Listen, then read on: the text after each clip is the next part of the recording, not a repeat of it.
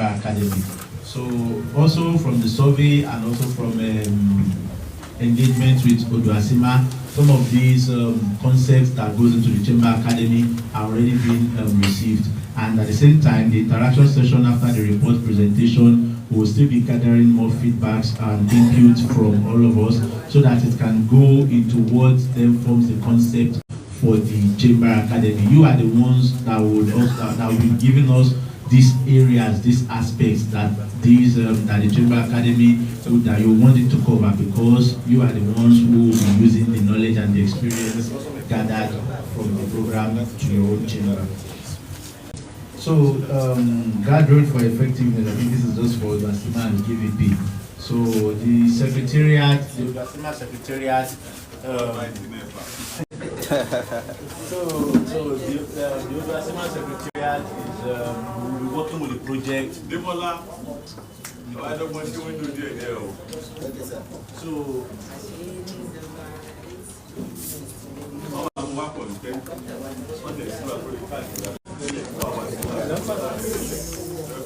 really? Go speaker, microphone.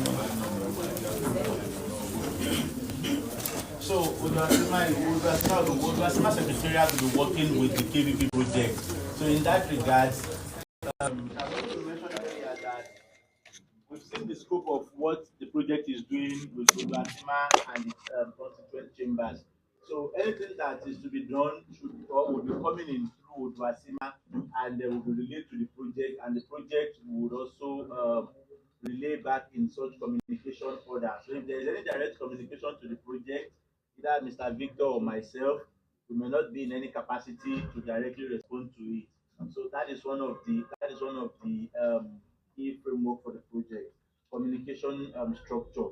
And then so when we have to work with concept notes or even plans and all that, working with the secretariat also on what the standards or the standardized documents would be. Then just to look at the chamber and strategic lines of action. So we are already familiar, or we're already aware that the chamber has its core structures around interest representation, organizational culture, and services development. And at the heart of it, we have chamber management. So it has also been said earlier that Victor, it has also been said earlier. It has also been said earlier that the chamber secretariat is very key to the development of your chambers. So part of what the project is doing is a very direct focus or a very targeted focus on improving chamber secretariats across the Southwest region. So we can already see in terms of interest representation, advocacy and lobby work. So I've said it that ODUACCIMA, the regional chamber, plays a very key role in this. Then we have services. The chamber secretariats have the mandate of running these services, from trainings to consultancy and advisory support services and information services. Then also we have organizational culture, networking, exchange, and joint action towards the collective development for the chamber structure in the Southwest. Then we look at sources of incomes for the chamber here.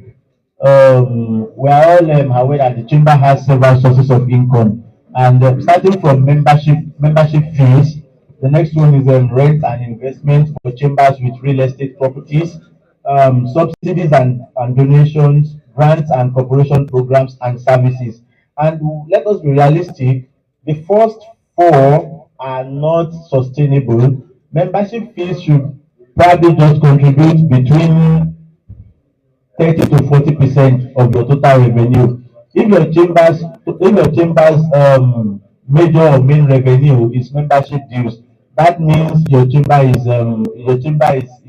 placed in a situation where when there is member attrition, your chamber loses revenue, and it ultimately affects the chamber's growth and progress. So membership fees is not sustainable for the chamber. There is need to look beyond it. And which one is the most sustainable? The chambers developing their own services. It is independent of anybody, not government, not any other institution. It's your own services, you own it and you run it. And also it's in big demand. All you need to know is what does your member need. and from there you can develop these services for them. So this is what the KVP project is all about in total, and we are also very pleased, and we're excited to work at the regional level and see how far and wide the impact of the project can spread within the next 27 months. So I will be available to take questions during the break time if there is any. Thank you very much.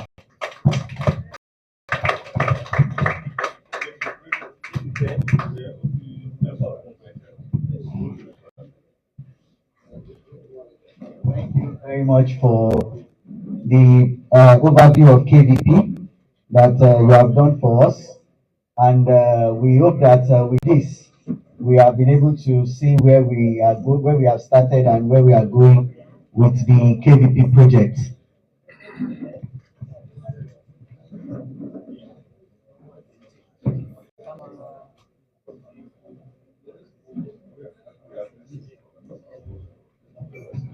So, do we have any question based on this?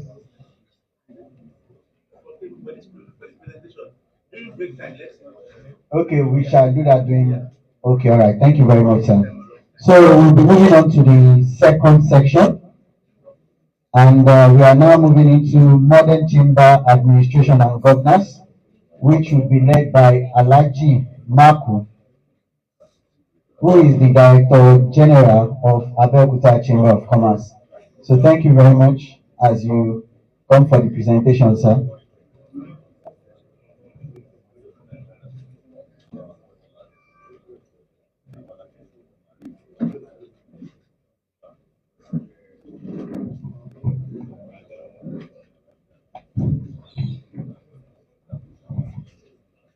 Mr. President, distinguished ladies and gentlemen, I would have loved to start by saying I also adopt the already established protocol. But because I wouldn't want to stand on it for fear of the protocol crumbling under my feet, I would rather want to also establish my own protocol. On this note, the President of ODUACCIMA of Commerce, Industry, Mines and Agriculture, ODUACCIMA, Alhaji Wasiu Olaleye, other eminent and distinguished members of ODUACCIMA Executive. Specifically, I would like to recognize the past President of ODUACCIMA, Chief Akoshile, and of course, our Director, Nogosima, and of course, the past President of Ogosima, Prince Bayo Ekudeyo. Members of the College of Presidents of Cities and State Chambers under ODUACCIMA, distinguished members of ODUACCIMA from all over southwestern parts of Nigeria. Ladies and gentlemen, feeling of the air conditioner. So the weather is cool and the atmosphere is equally cool. So let me say good afternoon because I'm not feeling the heat anyway. You said, are you feeling the heat? Not going back the AC? This is interesting, no? So Alhaji, that's the challenge to ODUACCIMA. Maybe these air conditioners are not enough. By the special grace of God, we have more. So it's an opportune privilege for me to be called upon to do this presentation on governance, administration, and growth for Southwest Chambers of Commerce. But before we proceed, I would like to ask, because whenever I am making presentations like this, I want our discussions to be interactive so that it won't be a one-way traffic or one-way flow for communication. I study communication, and what we were told, communication will be effective when it is two ways. So on this note, I would like to appeal to us to assist me in making this presentation very robust by exchange of communication. We are talking about governance. For those of us who are here, we have business juggernaut captains of industry here seated. I want to know, what is our understanding of governance? Can anybody say something on governance understanding? There is no wrong answer, there is no absolutely correct answer. Anybody? I'm not the class teacher. Thank you, Jari, my brother. Thank you very much. Anyway, governance basically is about structure of the organization, accountability, and sometimes the operations of that organization. That's very nice. Thank you. A round of applause for the gentleman. That's a nice attempt. So basically, what governance means, the system of rules, processes, practices that govern and direct an organization so that you can be regarded as properly.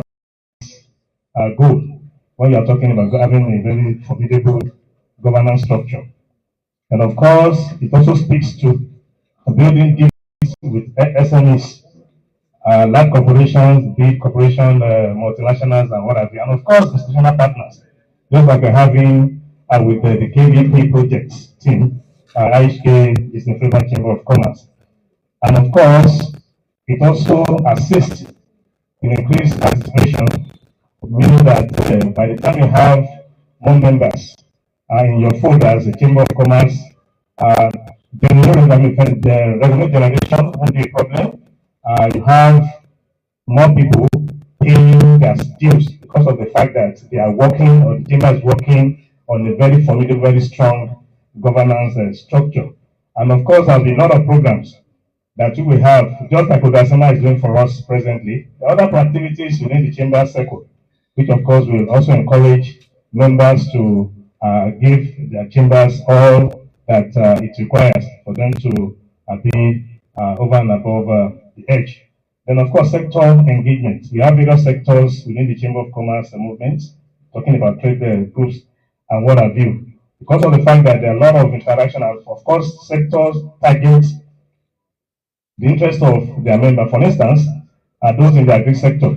Of course, where they'll be discussing at that level will basically be on anything that will assist them in that sector as agribusiness, agripreneur, as they used to call them. Ditto for those who are in the industrial sector, those who are in the manufacturing sector, and so on and so forth. And of course, another very important benefit that governance will give to any organization is that it secures institutional independence and fund long-term value creation. The text box that is underneath that circle says, chambers and member-driven ecosystem. A sustainable model ensures the institution remains financially resilient, strictly independent, and mission-led. Basically, that is what governance will give to every chamber.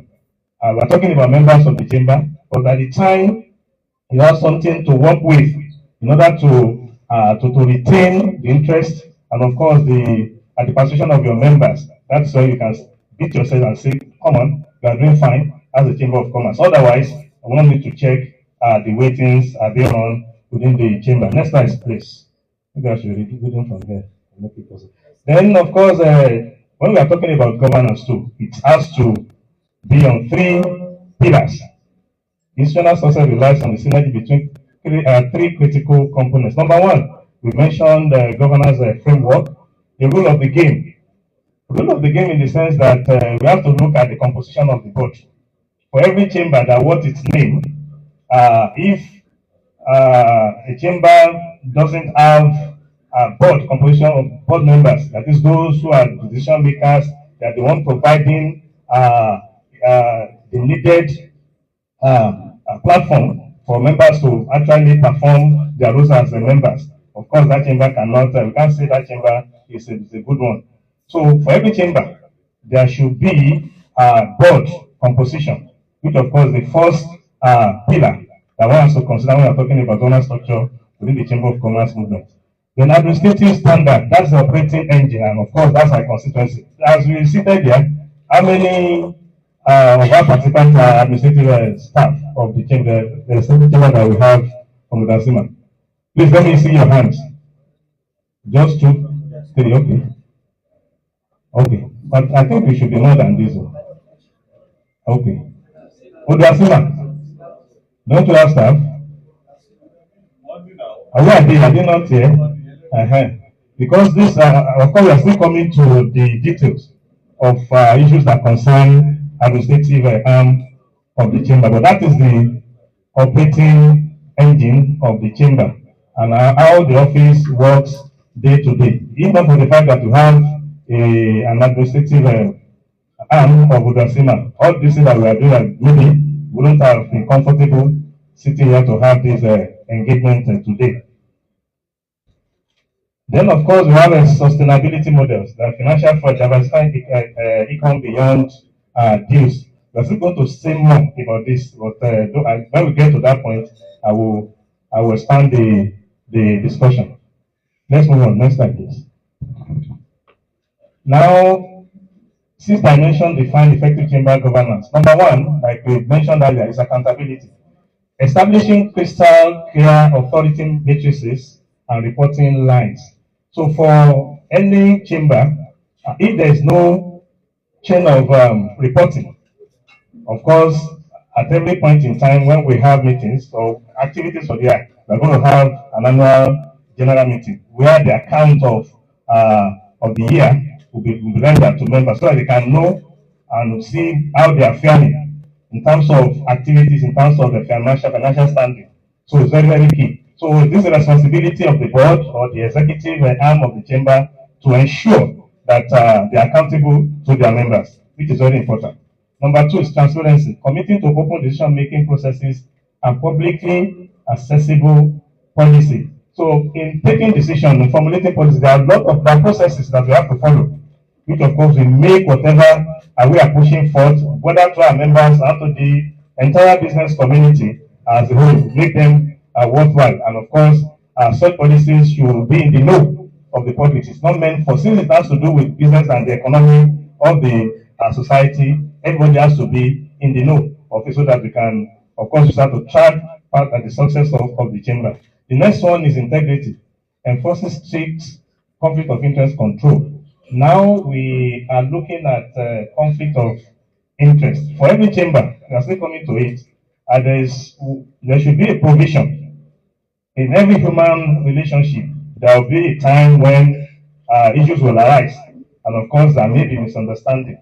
Because Chamber of Commerce is a gathering of people of different orientation, different background, and what have you, and different interests. It is important for members, of course, the leadership of the chamber, to ensure that we have a mechanism in place to ensure that issues around conflict are addressed accordingly so that it will not affect the overall interest of the chamber. And of course, we also talk to the ethical responsibility, which is also key. Chamber, when we talk about governance, we're also talking about ethics.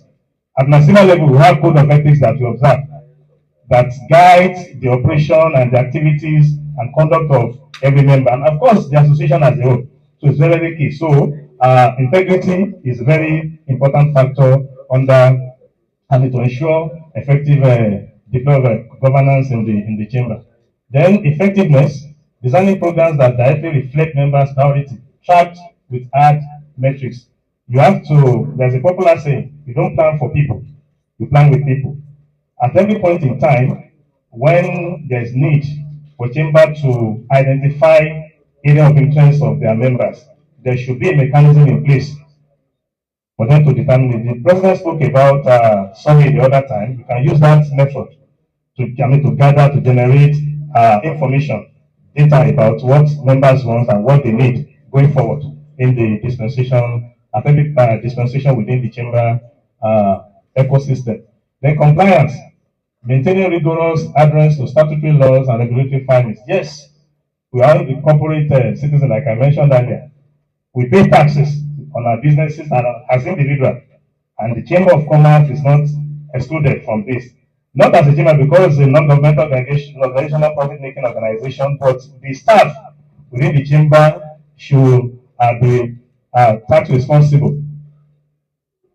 So that at every point in time, maybe at the end of the year or the beginning of the year, we do what we call the filing of returns. It's important. You can't say because we are a chamber, it's a non-profit political organization, we are not going to be responsible as citizens of the country. Then participation, ensuring fair balance representation across SME and large business sector.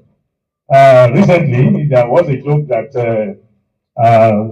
is being cracked within the Chamber of Commerce that when people come to meeting, never come to meeting, most of the time, what they will be discussing agric, cassava. Some people, because of that, felt that why should it be cassava alone that will be discussing at every point in time? What they have done that area, we call it Chamber of Commerce, Industry, Mines and Agriculture. All these sectors, their interests must be properly addressed. You have to take care of the interest of every sector of the economy as we find them in the membership of the chamber, which is whether they are small businesses or even large business. Next slide. Then still talking about governance, talking about cardinal rules, the board and president. The focus is strategy and oversight. That's the responsibility of the board, the executive, which is led by the president. Sets the long-term vision, approves major budget, and ensures the mission is being followed without micromanaging staff.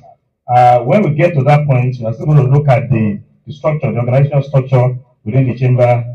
So, but in summary, this is what the responsibility of the board and the president and executive of the chamber is. Then the secretariat itself, the focus should be on execution and operations, basically. Manages the daily office routine, handles staffing, and implement the board's strategic decision on ground, meaning that whatever decision that is taken by the board, it is the responsibility of the administrative arm of the chamber to discharge that effectively and timely, because there's no time to waste time. It is important that every action that is not taken at the appropriate time, you have to pay for it elsewhere, and it's become, it will be labored with so many things. If you are asked to do something, maybe you are asked to do a letter, to maybe you do an investment. I will not decide to delay that till God knows when. You are still going to do that later. Number one, if you don't decide to time, you will be queried. And the action that's supposed to be taken on that letter by the receiving agency, if it is delayed, it may also have negative impact on the chamber, which is not good. That's where the responsibility of Secretariat is very important, and taking responsibility and it should be taken. The Executive Committee facilitates constant communication and summary between the vision and the office. So the executive, the board, as the case may be, they must ensure that things work perfectly within the chamber setup, especially as it concerns doling out instructions to the Secretariat to carry out in time. Yes, I spoke about the organogram the other time. This is the picture of how the chamber looks like. Because the cardinal rule is separating strategic oversight from daily execution, governance and oversight. From the general assembly, that is the membership in general, we draw the board of directors from it, and of course, in some cases, they use governing council interchangeably. But what we are familiar with in this part is a board. And of course, the board too also have under it some committees. They may be more than this, but just as an example, finance committee, membership committee, of course, a trade committee. Can be more than that, but this is just for us to know for purpose of education. Then between that formation and the down one, that is secretariat, we have the executive branch, which comprises of the executive committee, which is headed by the president, the chairman, as the case may be, the treasurer, and so on and so forth. And of course, they communicate with the secretariat, as represented by the director general, executive secretary, administrative officer, and of course, and so on and so forth. And I want to sound this note on this note that the head of the secretariat, that's what we were told when we came into the system. The bulk stores on your desk. I mentioned it earlier. If you are not performing your responsibility as required of you, you are the one to take the blame. So I'm still speaking to the DGs, the executive secretary, the administrative officers here seated. That is my constituency too. So Kabalawa Soro, as they used to say, there will always be a conflict between the chief executive, at least the DG, ES, and the rest of them. If we have a situation where the DG is not having it, and of course the board is not getting it, what do I mean? You, as the person in charge of the secretariat, you must be up and doing, and you have to demonstrate the reason why you have to sit at the table with the executive, because you are the one that will be there. Your staff will be doing some other thing, but at every meeting, for those who have attended NASIMA meetings, AGM council meeting, the DGs also have a space at the high table. So, I mean, that's a pointer to the fact that that responsibility is very huge. And of course, whoever that finds him or herself in that position must take that responsibility as it should be taken. So you have to be up and doing, and of course, know what you are expected to do. So the secretary at management level, I will have the secretariat and management team executing the daily operational mandate. Then, more importantly, still speaking about corporate governance, independent audit and risk oversight. That's what the council and the membership at large, that's what they do. Because at every point in time, we know whenever ODUACCIMA is going to have an AGM, there must be the presentation of the audited account for the outgoing year. It is key. I'll still speak more on that as we move on. Next slide. Yes, this is the Secretariat organogram. But as we have this composition here, it's a no size fits all. This is the standard you find anywhere in the world. But I want to plead that whichever situation that we find ourselves now as a chamber, nothing stops us from getting to this point. It depends on our vision, our mission, and the objective that we set for our chamber. For now, we have a secretariat that has just the DG, maybe 2 supporting staff. It happens like that. One man, although that is not good enough. And DG, yes sir. Alhaji was saying something about DG that I now began to shake. Maybe we don't have information. I have been promoted from executive secretary, which I occupied for 22 years. To the general. Yes, Alhaji. I said, you don't have information. That is how it's supposed to be, and it has to go through the normal process and approval. Because I insisted that the ESCO was approved before I can be. So they've been calling me DG. When you go to National, everybody's DG. But me, as far as I was concerned, I'm an executive secretary until that decision was taken. Because they said a chamber that is 15 years old, why are we still using executive secretary up to this point? So that's why that decision came, and of course, it has been approved by the Handelskammer Executive Committee and Council. So this is the model for us, which of course I want us to take to heart. That one day, I don't know the name of the chambers. I think I can just start as an example. Shall you give me a name of the chamber?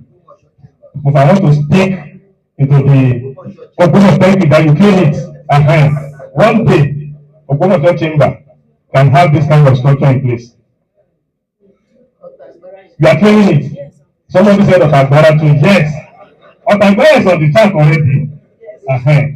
So we are going to, even at ODUACCIMA, we are still working towards getting there, but that is the stage where we are presently. So it should be our aspiration, it should be our dream that we get to this point as we move on in our dealings as a chamber, as a formidable chamber of commerce. Next slide. Then building a balanced board. Yes, this is another very critical issue. For the board composition, there should be appropriate sectoral representation. That is, it shouldn't be one-sided.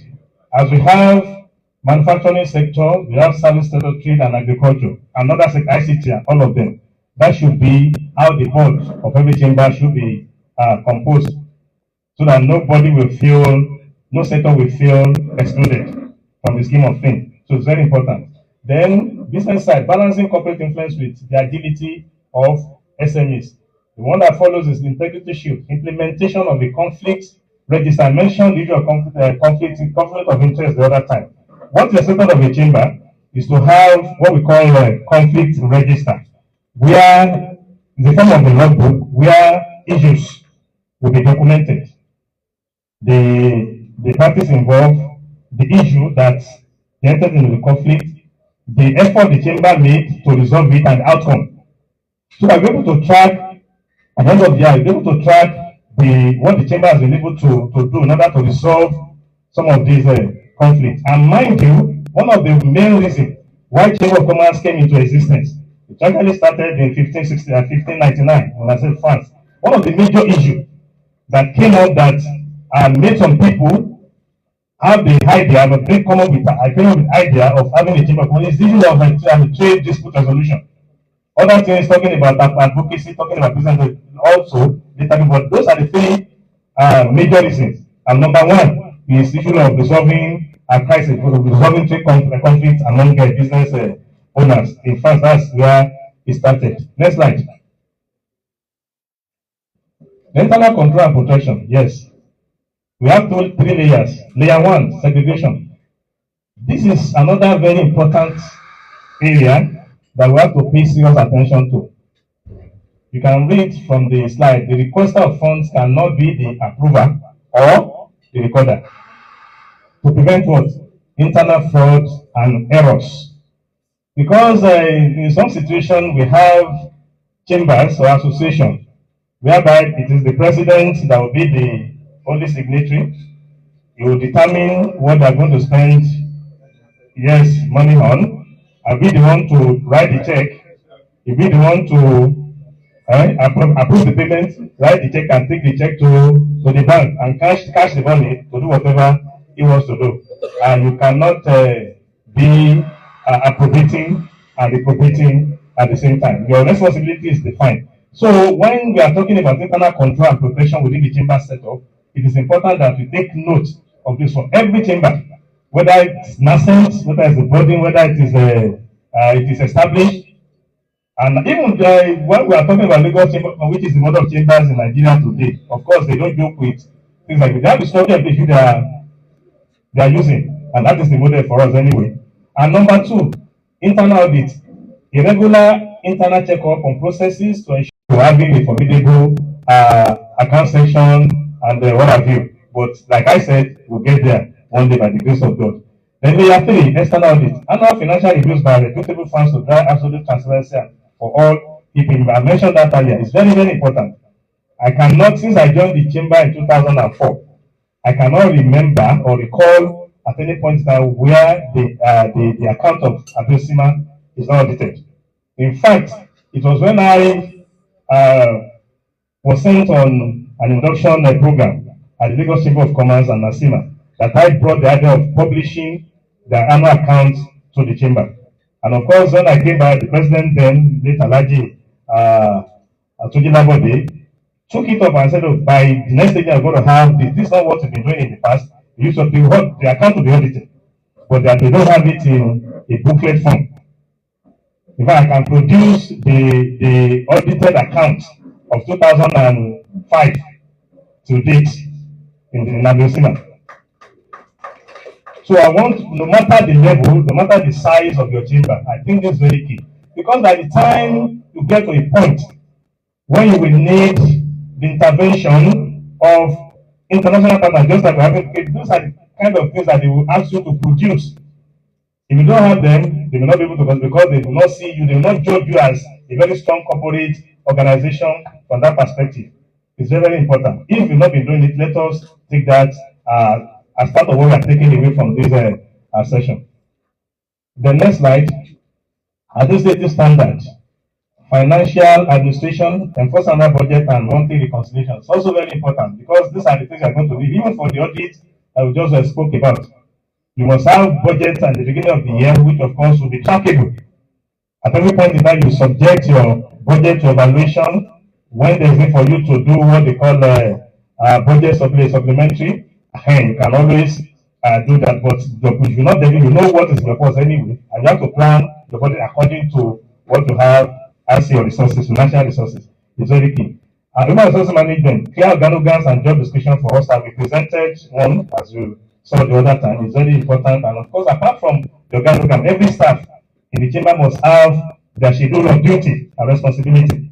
So that everybody will know this is what I'm expected to do, and you can be questioned on whichever assignment that is given to him or her at every point in time. The DG, I mentioned earlier, the box stops on the desktop. The give his staff are not doing well, everything will still come back to the course to report to the committee, to the expo, and of course to the board.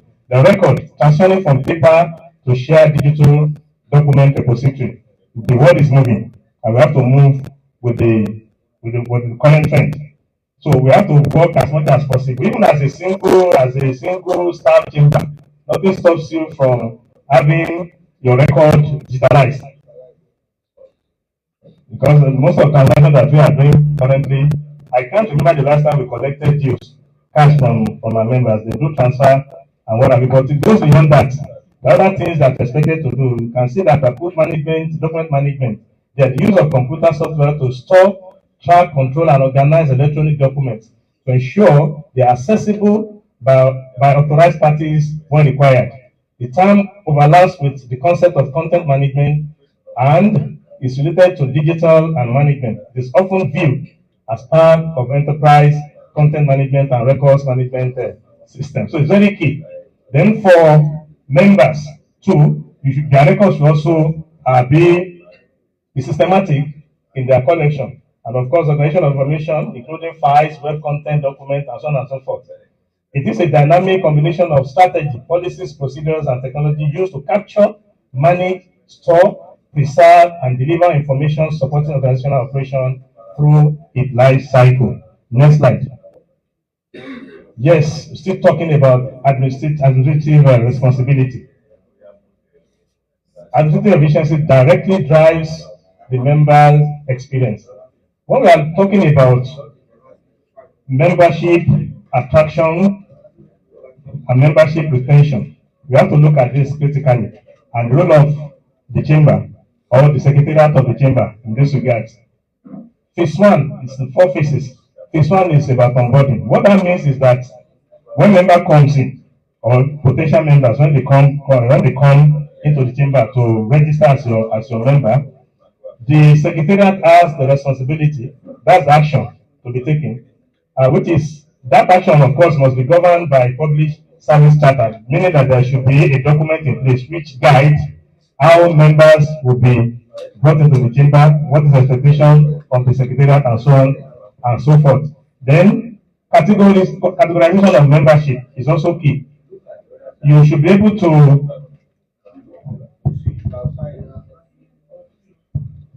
the secretary should be able to identify, maybe from the information provided by the potential member, which sector they belong to, and you categorize them in such manner so that everybody will know where they belong. And the use of a trade group is also very, very important for those chambers who have been up there. They not applicable to all chamber for now, but subsequently, when we are doing that, we have to take cognizance so that we know at the issue which particular group this particular business falls in. Then ID transfer approval workflow, that is the work of the committee that's responsible for that. There is a membership committee, one of the staff that have got the board organ that I showed earlier, and of course the ESCO. So it's time for the secretariat to take member in and of course they approve their membership. It has to come to the appropriate committee for them to be able to do due diligence on that application. Then phase 2, value delivery. I hope administrative officers are here. What is expected of you as administrative officers in the chamber? Value delivery, because people don't just come to the chamber for the fun of it. They are there for them to enhance, to grow their businesses. And if they are not getting the value as and when they needed the value, of course, what will happen is members attrition. That's why I can see in time benefiting there. So this is the responsibility of you as admin officers to understand that you have to give value to every member that is coming on board. Trade facilitation and business marketing, you have to facilitate that. The ESCO, the board can pass instruction to you, but ensuring that this come to fruition is your duty as the person working in the secretariat. Then quarterly sector town hall, you have to organize it. You're organizing this forum. I mentioned it earlier. Responsibility of the at every point in time when there's need for every sector, this sector, manufacturing sector, so on and so forth, you have to take charge of ensuring that they have conducive environment to do their deliberation and of course other things. Then monthly policy engagement slots, of course, for every active and due paying members, they must always have a place. At times there are some programs that will come up with that may not be for the director of members, except for those who you see as very active. That's why your categorization is very key. You have to partition members according to the value to be attached to each of these categories must be prepared, of course, and let them know at an issue. These are the things that are entitled to as somebody who is in category 1, whether maybe small businesses, sole proprietorship, and the rest. For those of you who are in the who owns limited ability and having medium-sized industry, these are the but their fees will be you cannot expect them to be paying the same amount of money and be getting the same result. If for those who are paying more, they are getting somebody for a company member that is paying up to 200,000, for instance. I'm not saying you're charging 200,000 naira. 200,000 naira, for instance. What value that the value that are put to that member will be different from somebody who's paying 100,000 naira.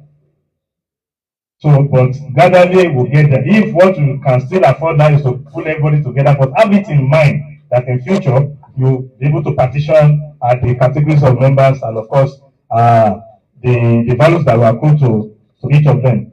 Then phase 3 is administrative tracking. Verify membership database. I mentioned it when we were talking about data digitalization the other time. It's very important that members have, each member, as they're having 5, they also have digital database, which you can easily make reference to at every point in time. Automated billing cycles. Yes, through that avenue, you can be able to issue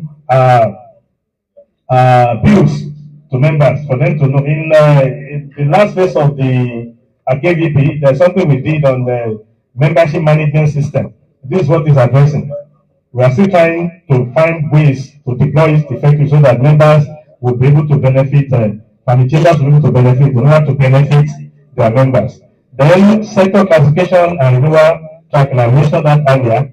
And for every member, once you make your payments, your annual due, maybe in the beginning of the year or at the end of the year, as the case may be, it is the responsibility of the secretary to be able to track, so that nobody will come around and say, after payment, I've not seen the person is still classified as a debtor. No, it shouldn't happen. We have to track members as they are making payments. But all of this, they are very simple. Once you are able to deploy your membership and service electronically, digitally, it will be much easier for you to achieve. Then for the next phase, which is the last phase, is suspension and care. The administrative responsibility under that one, responsive service level agreement. I said it earlier that members will always come with problems, and that is why the chamber is there, especially the secretariat. Once they come, you should be able to give them the time, space when their issues will be addressed, so that they will not feel that there is a neglect or abandonment at any point in time.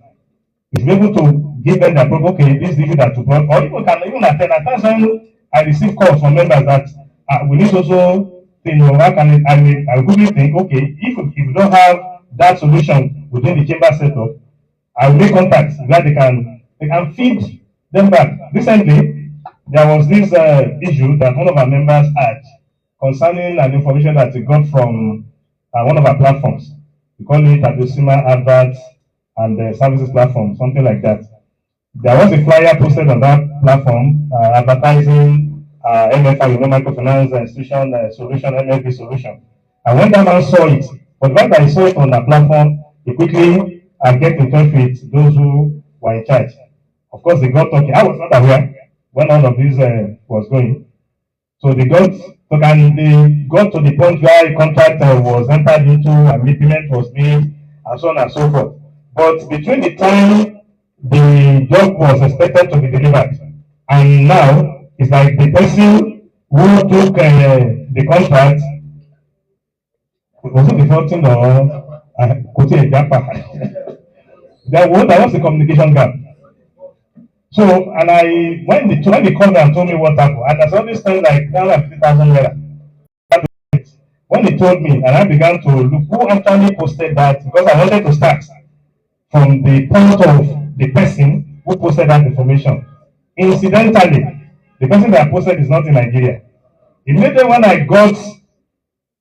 discovered that he was the one, I tried to make phone calls to reach out to me and send message, but unfortunately he was not responding. And I promised the man that don't worry, I will handle this. But later, when I look at the fly again, luckily for me, himself and one other person who is working for another microfinance bank were the one that they wanted to have a forum like this where it was structured. That was the fire demand thing. But he saw that the company can offer the service he required. That's why he made that contact with them. So I called somebody who knew the person, the second person on the flyer, because I didn't have his phone contact. So it was the one person that gave me the contact of that person, and I made the phone call to him. This is what happened, though. Please, we want to get to the bottom of this. And the man, very responsive, his own interaction, and he was able to get somebody that also introduced him because he hasn't met with this same guy. So I have to call another person who he knew because we were trying to call his phone number. It was not going through. So luckily for us, we were able to got in touch with him, and he quickly organized a conference call where we discussed. But I didn't accuse anybody of anything. Even from the way it sounded, I knew the man was not fraudulent. It was now explain what happened to me that the person, because this man, the owner of the business, is not a stable person, he travels a lot. I'm not saying not stable, it's not that he has insanity. He's very stable in his business, and of course, he's doing fine. He wasn't around.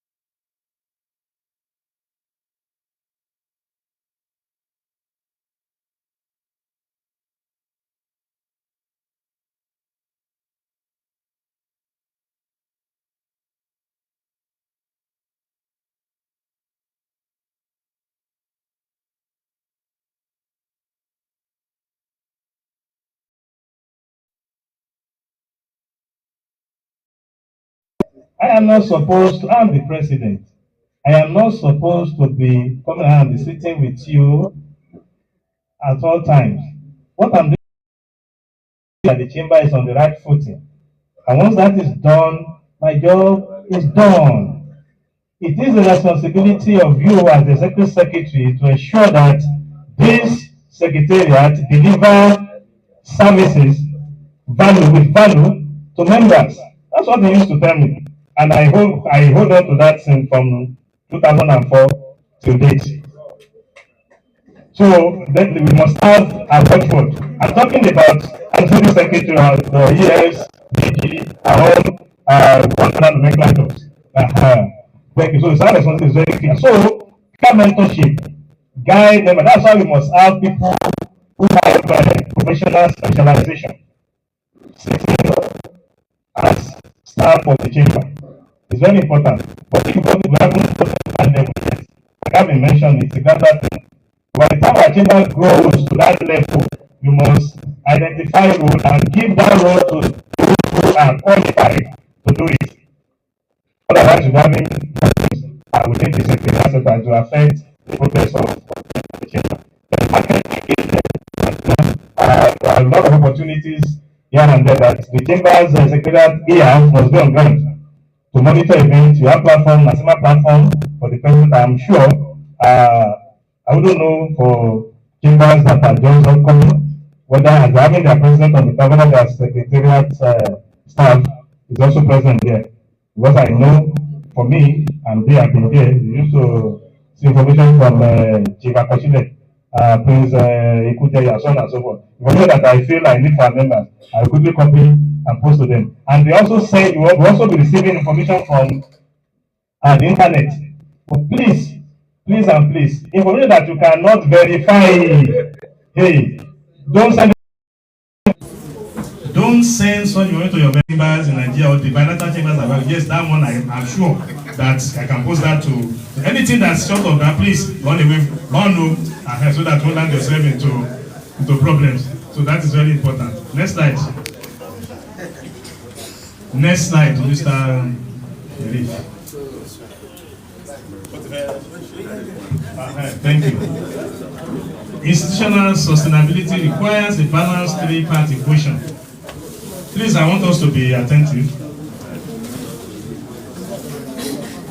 We are talking about diversified revenue plus cost efficiency. Are we following? Am I communicating? Yes. Thank you, sir. Member plus member value proposition equals to institutional stability. Number one, diversified revenue. Actively architecting multiple independent income sources to insulate the institution from economic shock. Meaning that we shouldn't rely solely on members' subscription. It won't take you anywhere. I know what we are facing when it comes to when the chips are down. In the beginning of the year, we are always, members will pay. But the part of the year which I enjoy most is when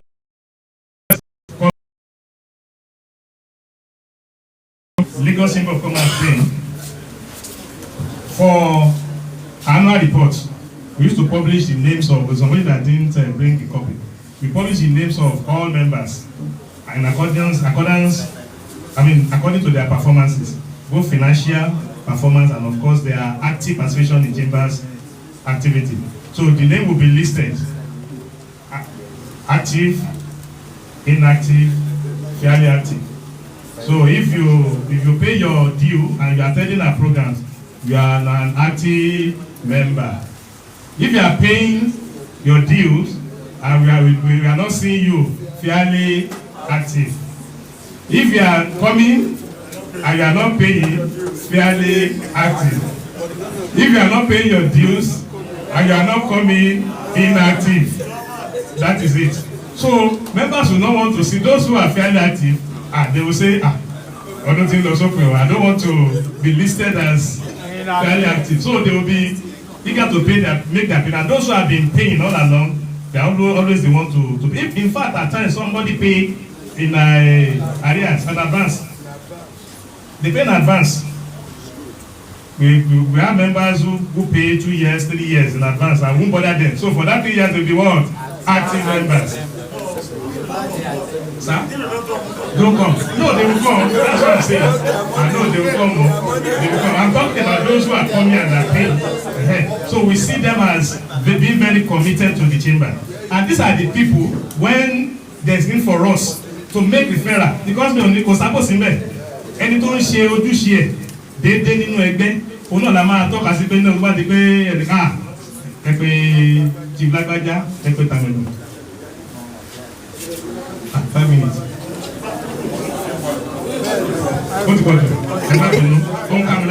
So in order to stick to the timing, I'll quickly rush through. So concept blah blah blah blah.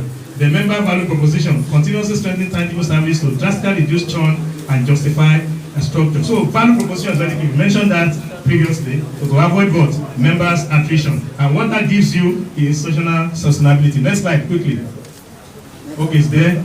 Diversifying revenue core models. Number one, with the lead membership core. Baseline income generated from annual membership dues I mentioned. Certificate of origin. It's only as well that is issuing that present day ahead. The letter of recommendation fee, you can be getting additional source of income from letter of recommendation to embassies and wherever members need them. Then number B model, event and training, high scalability revenue from international trade missions, organizing the trade missions, sectorial policy and people professional certification. You can organize trade and training in collaboration with known institutions, and through that you can be, get some fund to run your chamber. Next slide. Then external, we are still talking about what I'm saying. Model C, grant and partner. Developmental NGOs collaborating with them. Then banking and telecom sponsorship, depending on the value that you are offering. Because getting money from banks and the telecom is not, if they are not easily come by you, you have to work to ensure that you have very solid collaboration to be able to get money from the sector-specific government grants. Of course, you have to be, place your ear on the ground to know at every point in time the intervention, financial intervention which the government offer. Then high value consulting for business environment survey, custom policy research, public-private partnership facilitation. Next slide. Safeguarding assets, social mission law, a constitutional guarantee that profit are invested into member services. You don't give what's it called? Sitting allowances. If the chamber makes surpluses at the end of the year, it has to be deployed back into the activities. And you also assist the chamber in coming up with more programs that will benefit your members. The chamber doesn't declare profit, we only declare surplus. Then ring fencing, keeping project funds strictly separate from general administrative affairs, very key. Because dealing with these international partners, at every point they want to know how you are spending their money. So you have to keep whatever expenditure record that you are generating from that engagement separately from your own account, so that when they come, this is how we spend your money, so that there will not be problem. Next slide. We are costing no. Please look at this institutional dashboard. This is what is expected of every chamber. Governance compliance, as much as possible, let us target 100%. Members retention, we cannot retain all members. Which will get 85% at least. Revenue adaptation, 60% target. Audit transparency, 95%. I will say 100%. That's my own recommendation. Ahead. So moving from 95, at least that. Okay, let's move on. Review. All this one, maybe by the time we send it to the slide, to you'll be able to, to have a full grasp of it. It speaks to how we can, face this and all that we've been saying all along, and individuals can just adopt for their own peculiar need. Next slide. Summary and then sign up. All that I've been saying this morning. This is it. I won't read it. This is what I've been saying, so that you can have a full draft at once. So on this note, Mr. President, members of the council and the civil members of the chamber, this is the little, the much that my capacity will carry as far as this presentation is concerned. Thank you for the opportunity, and congratulations all a fruitful celebration. Thank you so much. Thank you very much for that. We appreciate it. And please, if you have any question, let's note it down. When we get to the section, we are going to be able to answer all the questions together.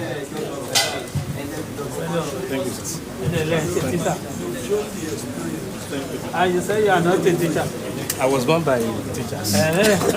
So we are now at a junction where we are about to face our chambers, what we have gotten so far, the reports we have gotten so far. So some weeks ago, about 2 weeks ago, it should be about 2 weeks, yes, we sent out a form, a need assessment form to all state chambers, and then we told the state chambers to also step it down to their city chambers. And after doing this, we came up with this particular analysis from the form that we filled so far. And before we proceed, we'd like to appreciate all state and city chambers that filled this form. This is going to serve as a baseline for the project going on further. So the topic is, the title is Southwest Chamber Evaluation Reports. So this is a comprehensive institutional assessment. Next slide, please. So this particular form takes 3 sections: the governance, the operation, and the membership.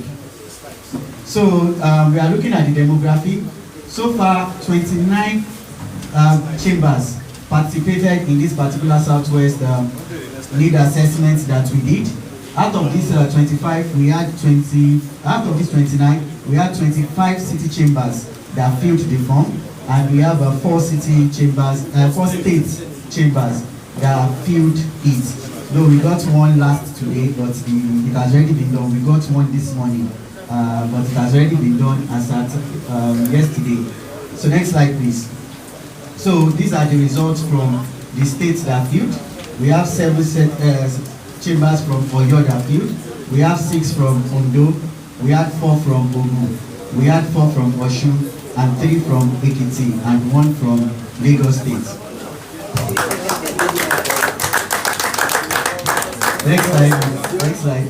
So, like I said earlier, we had a total of 29 chambers, 25 city chambers, and 4 state chambers. Next slide, please. And a total, so we collated all from all the city chambers. We all understand that the state chambers do not have members. Their members are also the members of the city chambers.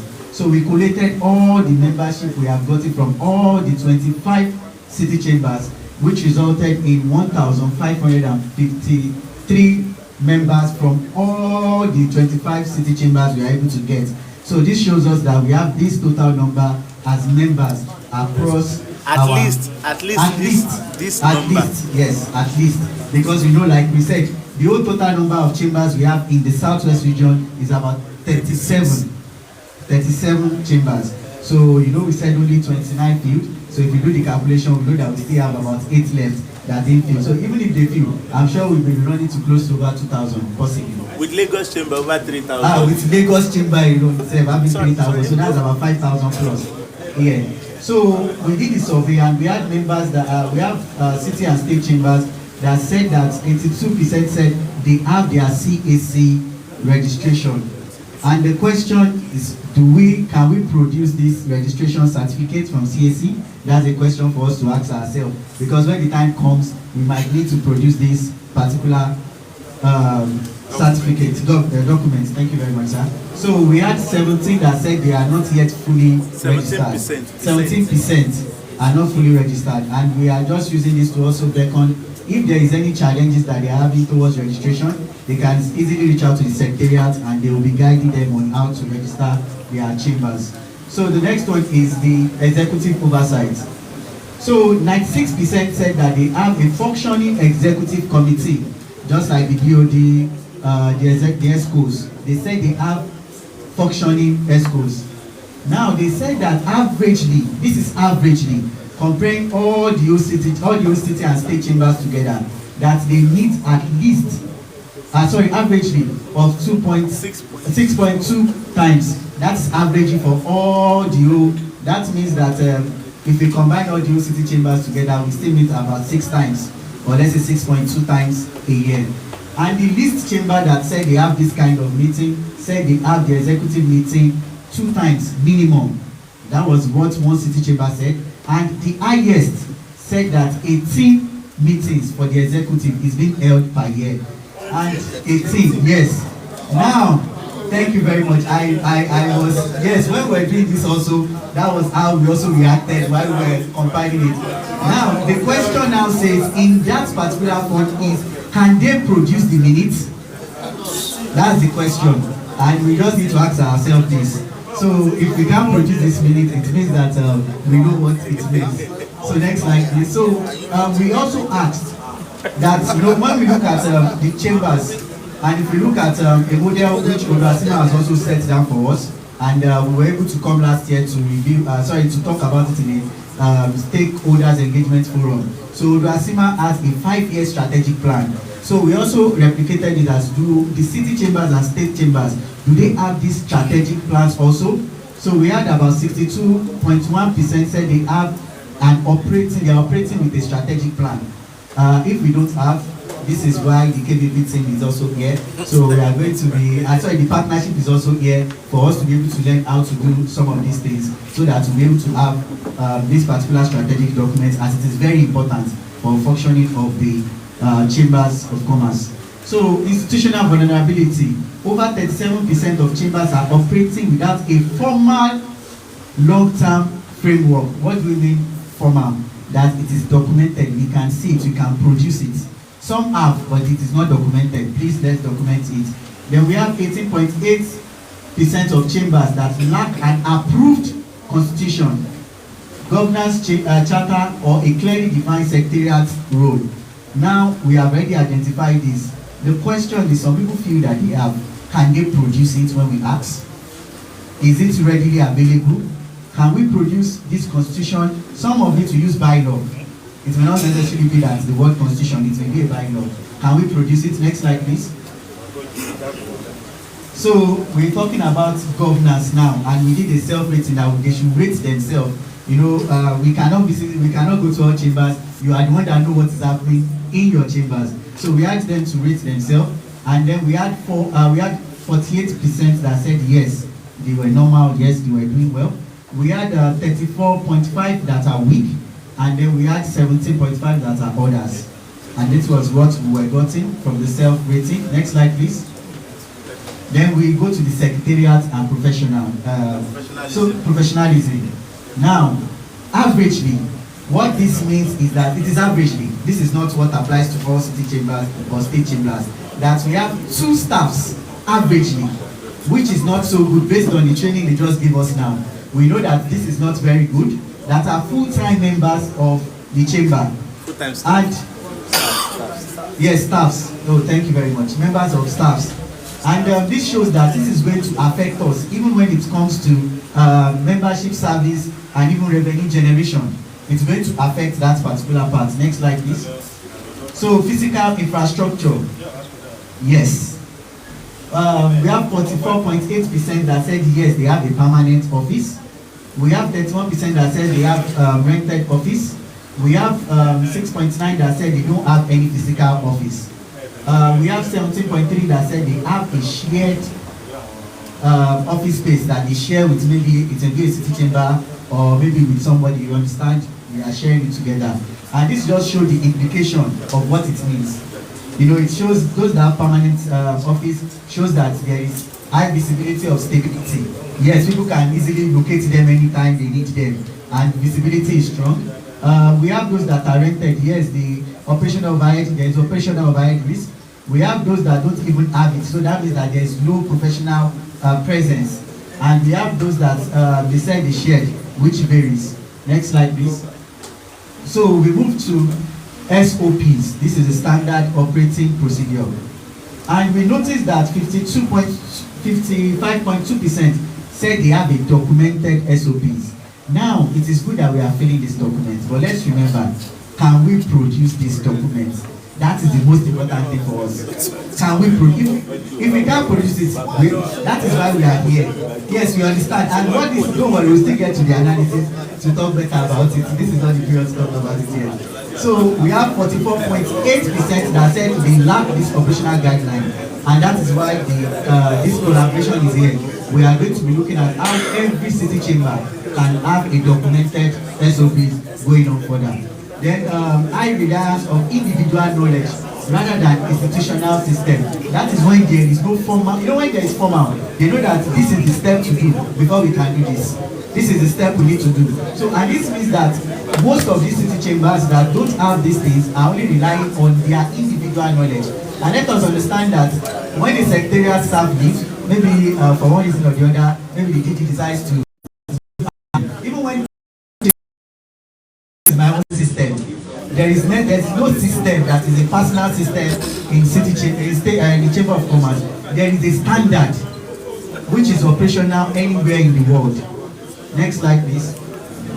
Now, when we talk about digitalization, we have already got into digitalization era in the world now. And then we have people that, we have chambers that rely on record, manual record. Now, when we talk about manual record, that means we are still using our hands to write it down. We have 62.1%, and there are some that said it doesn't matter that some do not have, let's say, a digitalized system. It can be that you are even using an Excel document, like we did. You saw that when we wanted to ask for your information, we sent out an Excel document for you to input it there, so that we also can have it in the database of ODUACCIMA. And that is why we said 17.2% said they use this professional digital database. Yes, we know that there is a gap. We are going to fix the gap. Is going to be fixed. Next slide, please. So we have membership dynamics. Onboarding process, we have 62.1% that said they have a formal process for welcoming new members. This part is very, very important. That is where we find people coming to Chamber of Commerce and they tell you,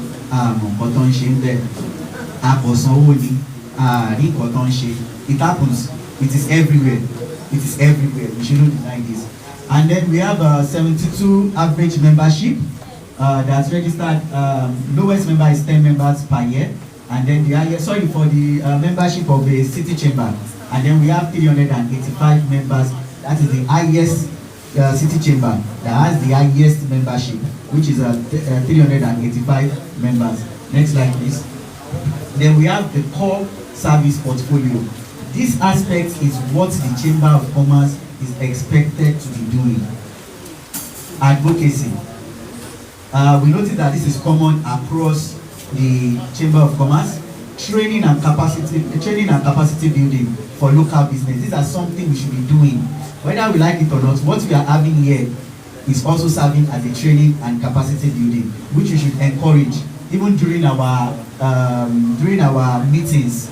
You know, our monthly meetings, we should encourage this particular one. Then networking, business to business events and facilitation. You know, how do you bring people together in your city chambers, in your state chambers? Let them get to interact. Sometimes, you know, there are some trainings that we do. They will tell you that people of like minds, they follow each other. Sometimes somebody's business and the other person's business can come together and produce something.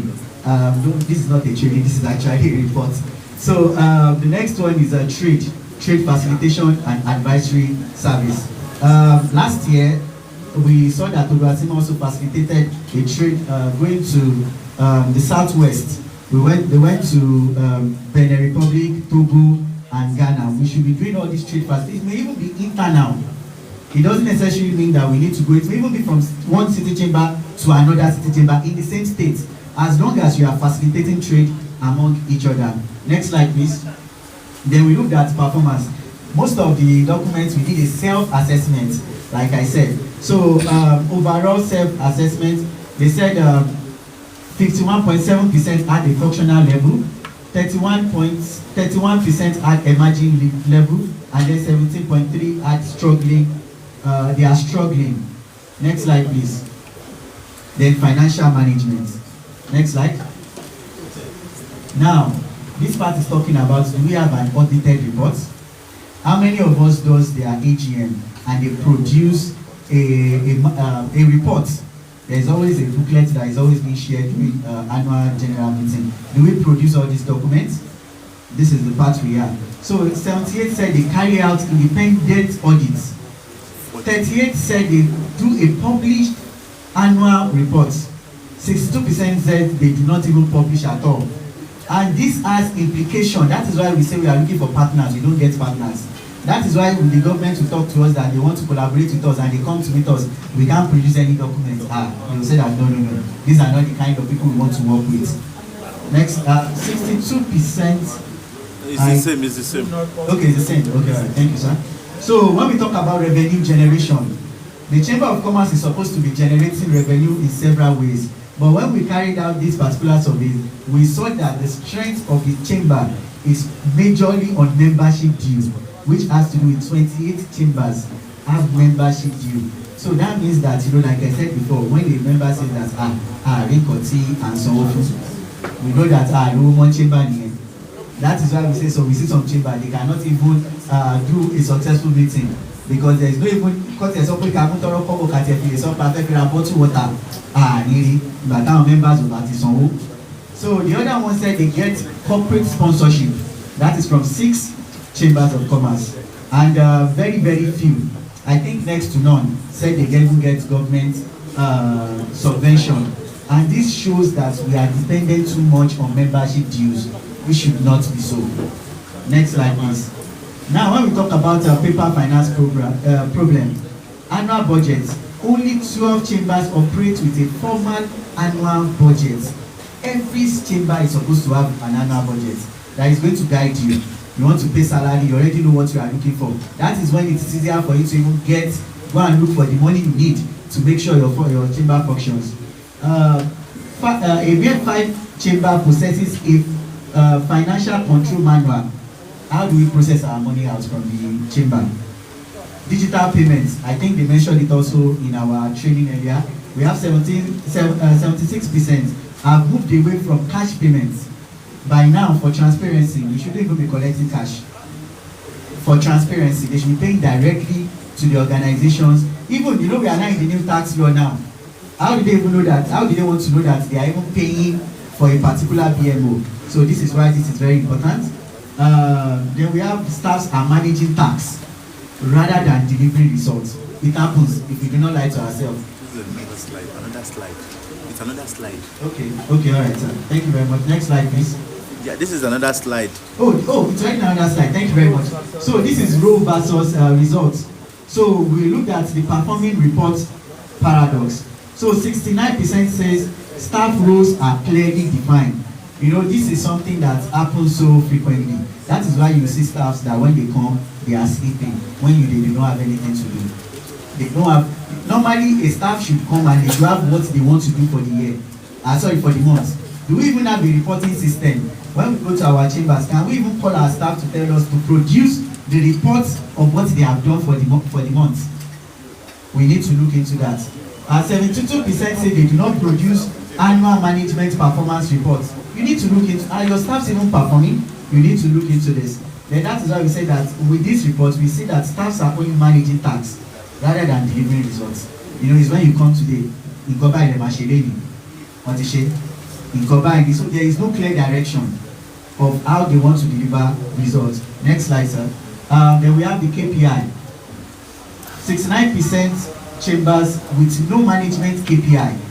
It's just referring to what we are talking about before. Then that is KPI means key performance indicator.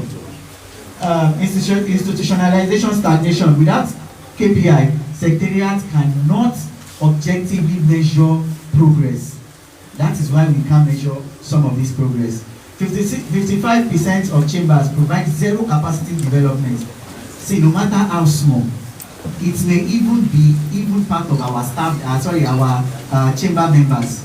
Yes, they call something CSR. Our city chambers, our members can provide this thing for our staff. Let us call them, come and do trainings for our staff. They can do trainings on team building. They can do trainings, some little trainings that we do not even know. Even sometimes you will see some organization, it is the particular staff members with the board of directors, with the ESCOs, that will develop their own KPI, what they want the staff to be doing. It can come under trainings too. So we need to make sure that we are doing this training. And one thing it does is it gives staff retention. The benefits, they see that they are benefiting, they are learning also from our city chambers and state chambers. Next slide, please. Service capacity mismatch. So 6% shows, oh sorry, only 6 chambers offer grant and partnership linkage. Now, this is a major opportunity for access to finance. There is a lot of grant always going out every year. I think one is even ending today, which is the Tony Melu Grant Foundation that gives $5,000 every year. How do we connect our members to all these opportunities that they can benefit from? When the chamber brings in, I know last so Nasima did something similar with the BOI, and I know our daddy sir was the one in charge that particular year. How are we linking up? Do you know what? Most of the time, when members, when they participate in all these things, they know what is missing in their own business. The documents that they need to go and function on, they already see it, and it is also going to help them to be able to provide all these things so that next opportunity they will be able to tap into it. Under investment, chamber demands growth, but under invest in tools needed to achieve it. So only 17% use digital system, and then only 45% invest in staff training. Now, even moving a little bit from here, how many of our city chambers can say that they have a website or they have a social media handle? That's just a food for thought for us. Next slide, please. Institutional pain points. We saw that through the form, we saw funding, low revenue, diversity and connection. You know, we talked about it. Membership is the major way we get money in the chamber. Then staff capacity, small teams with stagnant skill sets. When we identify a skill of our members, let's try to tell them, give them skills. Sometimes some of all these things are even online. There's a particular Facebook page I saw now that talks about how to handle word processing documents. Just having a little bit of time for them, even though we don't have a training, let us look for all those things. Maybe a YouTube video, let them watch it. This is how you're able to do it. This is how you're able to produce a report. Then awareness, low community visibility of chamber value. That means that even our members do not know the value of the Chamber of Commerce that they are present with. So we need to raise the awareness more better. Next slide. Priority support areas. Priority 1, membership growth. We need to focus on that, our membership growth, because we need more members. You know, in Germany, we heard that there is no business. Once you are going into business, automatically you must be registered in the Chamber of Commerce. Automatically. But I heard that there is a law in Nigeria, that a law of freedom of association, that prohibits us from going further, because I know it was pushed, but that particular law prohibits us. And that is why we need to encourage membership growth. Partnership development. We need to look into this very well. Chambers are supposed to be partnering together. We cannot do it all alone. We need to look at organization. What do our members need? Do they want to go into export? We still have NEPC that is still going to talk to us today. These are some of the things that we can also do. Then we have the digital system. Let's go digital now. The world is going digital. There's something they call ESG. Yes, environmental, sustainability, and governance. This is something that is now going up. And when people want to even partner with your chamber, they will ask for it. That we need to do all these things, and we need to put it into consideration. Next slide, please. The way forward. We need to move our focus from structure to execution. When there is structure, you will be able to execute very easily. And that is why we talked about standardization of financial control and control manuals, making chamber investment ready for donor funding. When the chamber is ready, like I said before, you will see organizations ready to partner with them. Then implementing a chamber performance dashboard. Every year, even it should be monthly, you should be able to review yourself quarterly. Review yourself. What are you doing well? What are you not doing well? Next slide, please. Then the road map to modernization. The first phase is mandatory financial manual and budgeting for every chamber. This is the best part. We have to do this. It is important. The second one is the digital CMR and membership system. There should be a details when they ask you how many members do you have. You should be able to produce it at the go. As you are here, President and Head of Secretariat, can you produce your chamber members and as you are seated now? Let's say an opportunity comes in for us. Can we get that ready now? We need to look into that very well. The phase 3 is the regional capacity staff academy, which we'll be looking at in ODUACCIMA. And then the pivot to high value technical support, which is the next one. Next slide. Okay, so this is the end of part 1. So the part 2 is going to be taken by our partners, which they are going to tell us the assessment of what has been done so far. Thank you very much.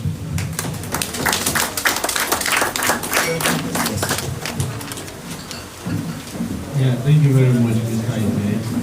I can understand that we've been sitting for a while now. Please just bear with us while we complete the presentation of the report, and then maybe we can do some stretches and we go to the interaction session.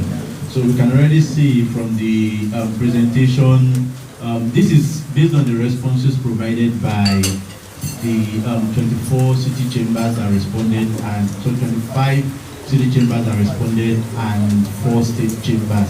So we didn't think this for you. These are the issues and challenges that we can identify based on the responses that you have given. And for those that responded to the survey, you would have noticed that there are 2 parts to the survey. There is an aspect on self-assessment of some critical areas of the chambers. And Mr. Ife was asking at the end of the point in the beginning that if you have this, if you have that, there will be a time that you'll be asked to present it. So the self-assessment part is a way to actually double-check the consistency in what you have actually filled and what your self-assessment is saying. And when we combine the 2 together, it can reveal some kind of insight that can enable us to understand better if what you are saying is true or not. And when you combine them together, you get a very clear picture. And that is what we have done with the self-assessment. And we are going to be looking into the self-assessment analysis. So now, within the next few minutes. So it's a deep dive into the institutional maturity and confidence within the regional network.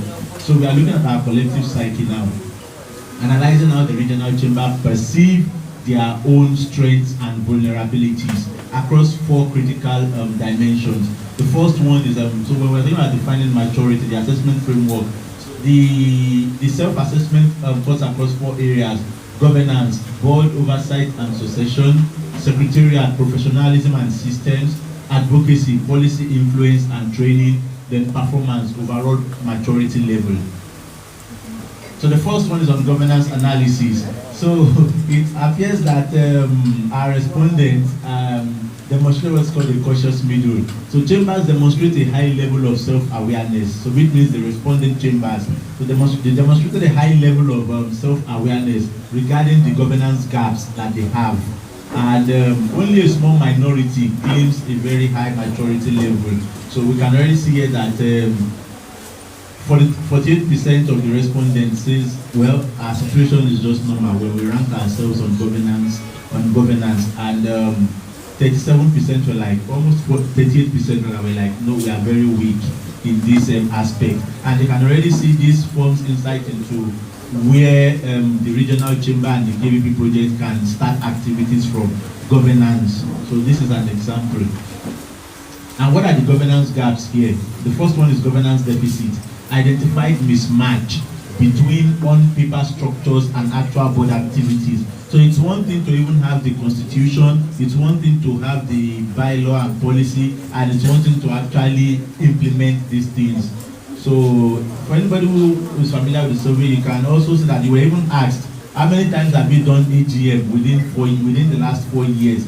So which means at least once you must have done AGM.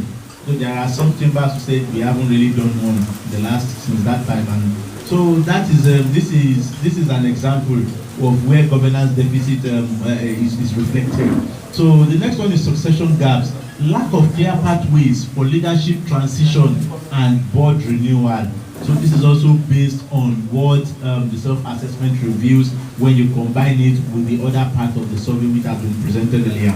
Then 3, inactive boards. Executive committees function, but broader board participation remains low. So this is also another identified gap at the governance level. The next one is on the secretariat status. We have the aspirant professional here. So over 60% skewed towards professional outlook, but neutrality suggests underlying systemic gaps. So it's like at one point you are saying yes, we are there, but at another point when you look at the data altogether, it's revealing that no, we are not yet there. So this is so when the chamber is saying we have this, we have that, and all that, there is another way to actually get another side of the picture, and that is what has been revealed here. So 62% are saying, okay, we have a professionally set up secretariat, while 34% are saying ours is just as it is, a neutral level or a middle ground, while about 3% are saying we have a non-professional secretariat. This also is revealing another area within the context of the project where work can still be done or will be done. And what are the systems gap here? 45% of respondents are missing SOPs. Well, this is actually on survey, but by the time we are collecting these best practices, ODUACCIMA is actually going to request for these SOPs. So ODUACCIMA is going to request for the SOPs. So the objective here is to get from the haves and share with the have-nots, so that the have-nots too can have. So that is why when we get to that place, those of you that you have some policies, charters, SOPs, you'll be asked to share these things so that those who don't have it can also learn from it and implement. So while the Secretariat feels professional, it often lacks the documented SOPs it needed for true efficiency. Yes, staff confidence exists, but institutional systems are currently informal, and I think Mr. Ife have touched on that. So these are areas that we still need to deliberate on and see what are the ways forward collectively. Now, on advocacy, that's another area, the growth zone. Advocacy is the most uniform self-rating and represents the largest skills gap. So it shows that almost 83% of our respondents, which are the chambers, the city and the state, said that in terms of advocacy, we are developing. And what the analysis showed is that this is one place where everybody is agreeing on almost the same thing, that we are still developing in advocacy, we are not yet there. So that one way out of this is like capacity building can actually focus on developing advocacy skills across chambers, and I think this is something that will be done at regional level down to state level, and the state levels will actually work more with the city chambers, and I think that is the objective there, that the state chambers should work with city chambers. And on the topic of advocacy, that is one area. So only 6% or almost 7% of the respondents said we have competent and very strong advocacy level. Perhaps when we find out that one or two chambers, they will be the ones that will be also working with others to develop their advocacy level. And I think we have 10% just responding to others. Now, based on the self-assessment, these are key we see that are in demand at the regional level. Number one, policy paper development. This is on advocacy, by the way. Policy paper development, that is one. Government relations, that is two, and also advocacy strategy training. So this is something that the city chambers can be involved with, either ODUACCIMA or even NACIMA, because NACIMA also has mandate on advocacy. So something can be done at the regional level here on policy paper development, building government relations.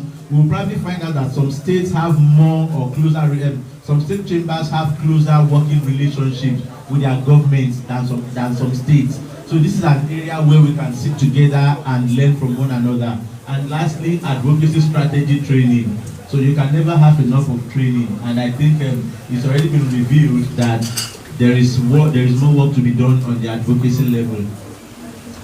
So institutional maturity. What we have here now on governance, the predominant rating according to the respondents is that 82 is normal or weak. So 82% said their rating is like normal or weak. So which the interpretation is that awareness of board level gaps. It implies that yes, the chambers know that we have issues within when it comes to our governance structure, and something needs to be done about that. Then the second one is on Secretariat.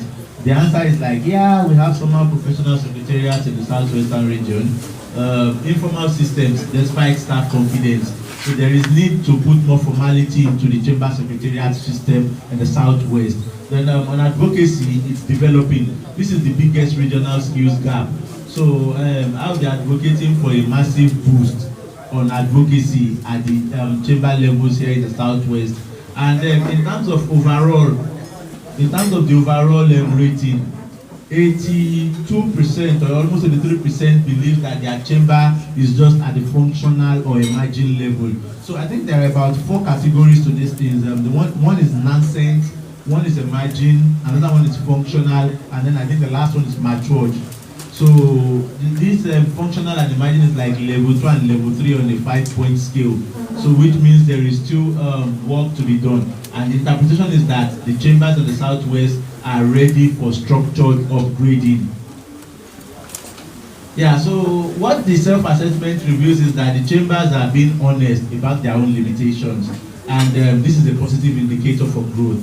93% are identified as below mature, confirms that the network, which is the regional, the chambers in the southwest region, so it confirms that they are in the capacity building phase and not in an optimization phase yet. So receptivity to reform is at an all-time high. This implies that it is now or never. Thank you.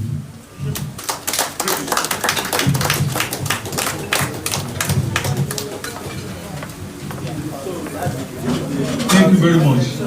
Mo kí wa pé apá àtàrọ̀ kò ní sí wa àti ìgbà kan sínú bẹ́ẹ̀ bá wọnú àjẹ́dá wa rí wípé ìyàmì international nìkan ní tó bẹ̀ fún bẹ́ẹ̀ àdàpọ̀ àwọn information lórí àwọn àtàṣe travel padà sí various destinations as well. So I believe we are taking something home, abi?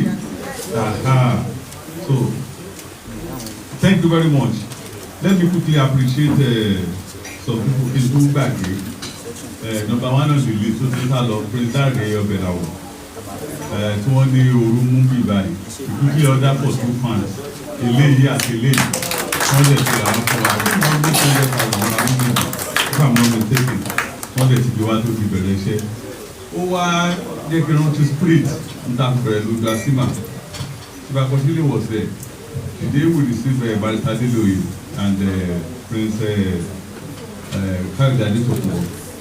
Tẹ́lẹ̀tẹ́lẹ̀ bí bàjẹ́ bá wọ̀ bẹ̀gbọ́n bí ewu tó nǹkan kan ní àwọn náà kọ́ promise àti Barrister Adeloye 2 air condition Prince Kayode Adetokunbo 2 air condition that day Senator Remi Okunboye 1 Ìyálóde Alaba lọ́sìn 1 èmi náà difference ń dọ́yẹn ìpínlẹ̀ náà sọ pé màá rẹ ọkàn ń dọ́yẹn lọ olùkọ́ wa kí ló bá mi gbé wájà àti Ìyálóde tá a fi sọ mí tẹ̀sí bí báyìí spring ti ta fi ṣe chamber nìyẹn. So Prince Dario Belawo, thank you very much.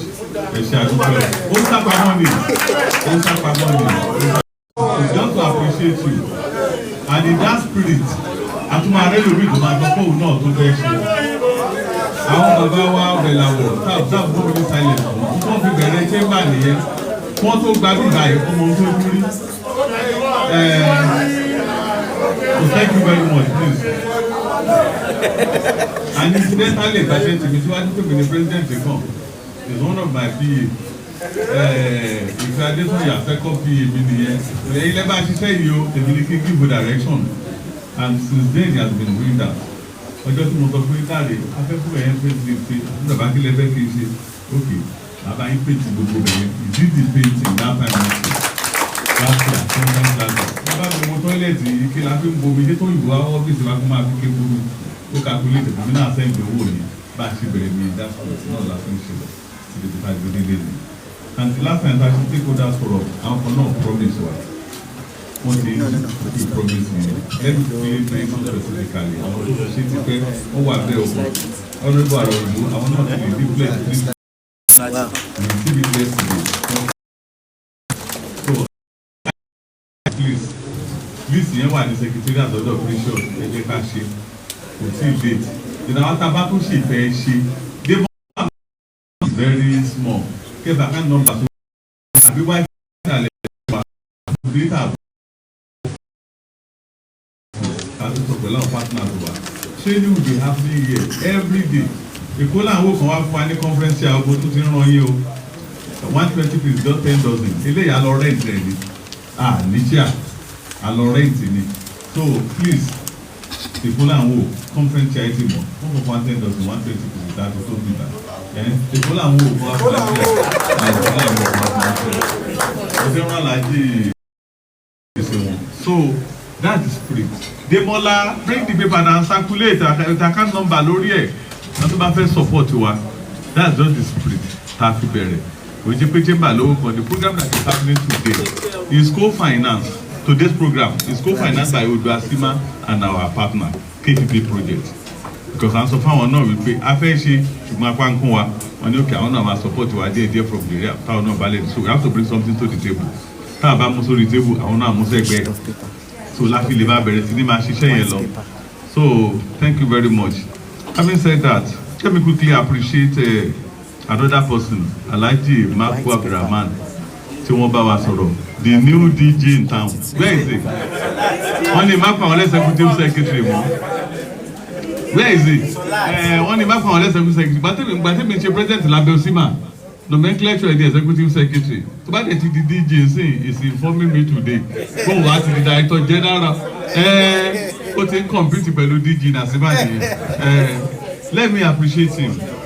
Today, I begin to understand why our partners from Germany, when the evaluator came to Nigeria to assess the first stage last year, why they decided that we should bring ODUACCIMA on board to copy best practices in Lagos, in Abeokuta, and impact other city chambers in the southwest. Ó ṣe ìyèmí lédè ni. You are there in Abeokuta. I don't receive money. So, nǹkan tó rí èmi ò mọ̀ because but wọ́n evaluate gbogbo àwọn partners káàkiri they now send this to me and I said why is this program is going to be like this on the second phase kò tí ì yé mi but today I realize it. Ó ti pay price over 20-something years in the chamber movement. Ó ti kẹ́kọ̀ọ́ lẹ́kọ̀ọ́, ó ti kọ́ níbi kan because the saying then was that yes, ODUACCIMA should go and copy best practices all over and impact other city chambers in the southwest. And I begin to see it. But also yẹn gan mi ò rí, I met Alashe meeting yẹn enjoy mo kàn ní wẹ́, that is how it's going to go. We should go that way. Because ODUACCIMA nǹkan tí mi jà fún ni pé ká gba chamber academy sí Ìbàdàn. Kí bí báyìí nǹkan kó má continue like this. And I begin to see the academy now in action. Academy ti bẹ̀rẹ̀ àbí ò ti bẹ̀rẹ̀? Are we learning new thing or we are not learning it? So academy ti bẹ̀rẹ̀. So sustainability wà ló wà. Sustainability wà ló wà. It's not only him. In fact, specifically I invite Dr. Olusanya today because of the academy. Ṣé wọ́n iṣẹ́ ni? Táwọn Yorùbá understand ọ̀rọ̀ pa kan fẹ́nu sọ̀rọ̀ a ṣe máa jókòó a máa kọ curriculum tó máa lò ní academy yẹn a ṣe máa seek fún bí a ṣe máa get approved kó tó lè bá standard tá a fẹ́ so that kò jẹ́ pé àwọn academy wo ló wà níbẹ̀ which was náà ṣe bẹ̀ ẹ understand so torí ẹ̀ mo ṣe invite Dr. Olusanya lórí pé you have to sit down people of like smile Olújídé Olúsànyàbí Dr. Olújídé Olúsànyà, am I correct? Olújídé Olúsànyà. So that we sit down together. Bí tí wọ́n bá ti rí best grade náà ló ti máa tap ẹ̀. Tabari Máàkù, Tàró Olúsànyà, Tàrí Ìfẹ́, Tàrá àwọn yẹn. We sit down, we write the curriculum, and then we now keep it here after Tabati. Say what do we call it? Validate. So then we have our academy. So thank you very much, Alhaji Máàkù. Where is he? Wọ́n náà ti sá lọ. Okay, lọ kírun. Ọlọ́run á forí jì mí. Àmọ́ àkíkọ́ ọ̀run lójú Ọlọ́run lójú kó bá dáago mẹ́jọ alẹ́. So let me also mention at this point that at ODUACCIMA level, though we are going to have our quarterly council meeting in May, August and November. So 10 delegates láti state council bá ṣe máa ń yàn wọ́n wá update orúkọ àwọn tó wà níbi tẹ́lẹ̀tẹ́lẹ̀ so that a máa lè tàbá ti pè fún meeting tí wọ́n pè ní mẹ́wàá yẹn ló ń bọ̀ represent látòǹdó mẹ́wàá láti Èkìtì mẹ́wàá látògùn mẹ́wàá láti Ọ̀ṣun, mẹ́wàá láti Ìwé Ìgèlè, Lagos náà ṣe ń fẹ́ wá àṣìmọ̀ àgbà wọn tá à ń rí báyà yìí náà àti mẹ́wàá, so mẹ́wàá látọ̀yọ́ láti wá constitute council ODUACCIMA. So May, August and November usually kọ́ńtẹ́bí bá lọ́wọ́ àwọn bàbá wa àti màmá wa ń bì 3rd Wednesday la máa ń ṣe meeting ODUACCIMA. So it's likely we have the ESCO on Tuesday here, sleep in Ibadan. The following Wednesday we have the council meeting, because àwọn ọ̀gá mi ti ń béèrè mo rò pé àìṣe fàkọsílẹ̀ ti bí mi pé when is going to be the next council meeting. So today you are hearing that, sir. Ìjà fi sórí diary wa. So gbogbo past president to all board of directors automatically member ni one they should come. So that one is going to be happening. Then we need to review our MEMAT láti accommodate new focus wa yìí. Mo ti ka MEMAT wa tó fi register ODUACCIMA pẹ̀lú CAC. Training àti certification ta fẹ́ máa ṣe kò tí ì sí níbẹ̀. So this is the certificate ODUACCIMA àwọn tí wọ́n ń bá wa sọ lẹ́ẹ̀kan. Our city chamber tá a báyìí tí ní CAC báyìí tá a register tá a ní MEMAT tá a fi register activities tá a fẹ́ máa ṣe àti ìdí chamber o tabala àti ìdí chamber àgbàrá dọ́gbọ́n pọ́nra wa lé náà ni alára ló ń gbéraga. So tó bá sì jọ ọ̀rẹ́ dẹgbẹ́ ni wá tá a sì kóra wa jẹ láwọ̀ ọ̀rẹ́ tá a mọ́wọ́ ra wa tá a ń pè ní chamber ẹ̀jẹ̀ á lọ ṣe formalization ká kúrò lọ́rẹ́ dẹgbẹ́ ká di chamber so that because ọjọ́ kan ṣe mọ̀ ká advocacy ló pọ̀ jù nínú iṣẹ́ wa ẹ̀ẹ̀kan lọ advocate ní local government a máa bí pé kí tẹ̀ ní status yìí ẹ̀lẹ́ register are you known to the law tẹ́bánìà àti ní wọ́n á lọ position nìyí they will now tag your position pé ṣe ilẹ̀ ń takò jọba ẹ̀ tí understand but tẹ́ bá ti ní registration clearly o ti sọ kan tẹ́ fẹ́ máa ṣe nínú ecosystem then you are a movement you are chamber please ẹ jọ so títí ODUACCIMA lè rí lọ́wọ́ mi yìí o ODUACCIMA we have it. Àwọn bàbá ọbẹ̀ la wọ̀ ìyálóde àlàbá lọ sìn àwọn ni wọ́n ti register àwọn náà subscribe sí nígbà yẹn bí mo ṣe sọ lẹ́ẹ̀kan. So ní mandate wa sì gbọ́dọ̀ cover training and certification. So we are going to run back to the CAC now to make sure that we update this so that tá a bá ti ń ṣe wọ̀n ní tún ní à ń ṣe illegal job.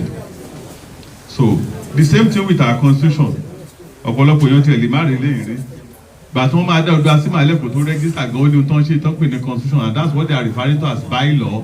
This and that. This also we are going to be reviewing it. Kólé Bagbamu. Ilé àti fẹ́ tó 2012. That's how many years? 2012. That's 14 years. Ó ti yẹ ká review àbí kò yẹ ká review. Kólé bá a sìn mu. So Alhaji Azan àwọn ọmọ àṣẹ chairman committee yẹn. Káwọn gbé fún ibà. Kémi àtọ́nú àrò ìgbò ká bá wọn kó lẹ́sẹ̀. So wọ́n á report padà fún wa táwọn bá ti review ẹ̀ tán. So gbogbo ilé ààrẹ sọ fún wọn the new constitution tá a fẹ́ máa lò ní ODUACCIMA òun lélẹ́yìí o I think it's better that way. So tó bá ti di general meeting council meeting a máa ní mọ member committee yẹn pẹ̀lú Alhaji Azan but àwọn ni wọ́n máa share so that information tó bá yẹ kéèmí gbọ́ tèmi bá tiẹ̀ sí nílé wọ́n á sọ fáwọn so the work will continue. Mo yẹ sọ ọ̀rọ̀ chamber president running mate everybody is running after each other tó ti ń run after wa látọ̀ṣun náà á mọ̀. So to run after us. So that's the chamber system. And it's fine, it's beautiful. I like it. I don't know of any other person. I don't know. Taban ṣe nǹkan ṣe papọ̀ ni. But mo ní the evaluator on board the project kan tá ṣe káwọn wá sábẹ́kúta. Despite the fact that he was sick, he was there. We were together, tájọ receive wọn. He was in pain. No one knew one guy here, but we were there together. Àwọn evaluator they appreciate it. Because all the way from Germany, they need to see people, meet people. For the baseline about ODUACCIMA, kò gbọ́dọ̀ jẹ́ mi nìkan. So and he was there. So that is the beauty of the chamber.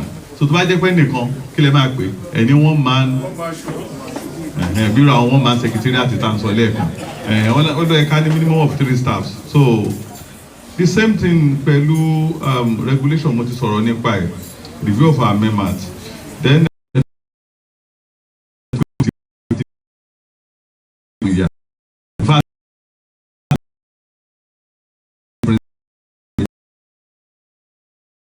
one thing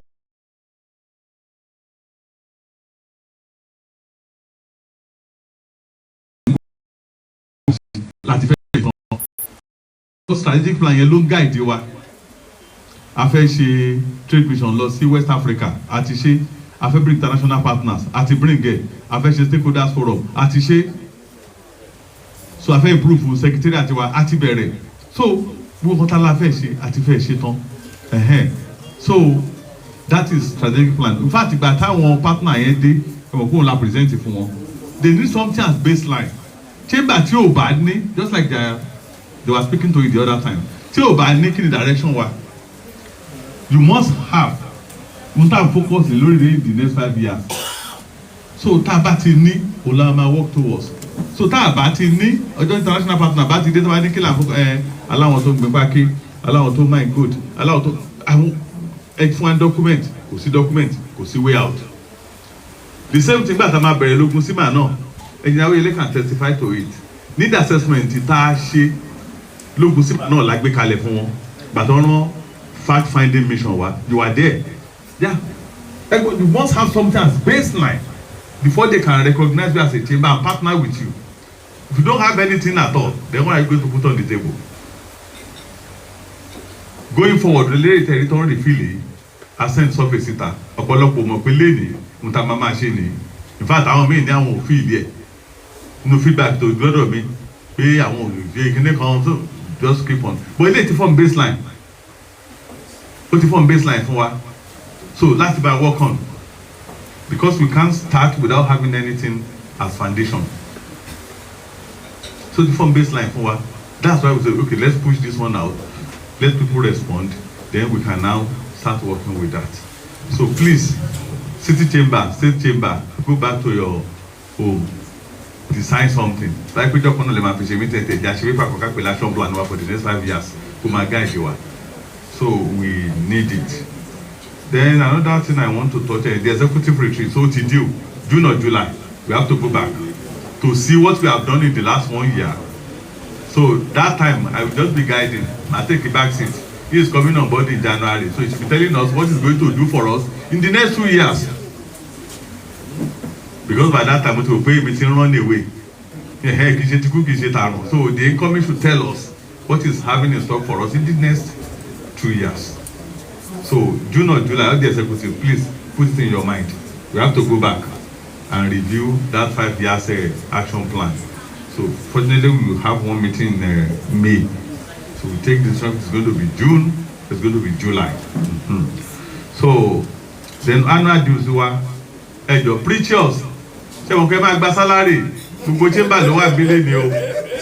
So gbogbo Ondo sí máa, Èkìtì sí máa, Ọ̀ṣun sí máa. Do àwọn kan ti san Ọ̀yọ́ sí máa, gbogbo wọn ló wà níbẹ̀ o. Sir, ẹ̀dá Mákàndọ́lá, ẹ bá ń guide àwọn secretariat. Ṣé wọn pè ní chairman wọn?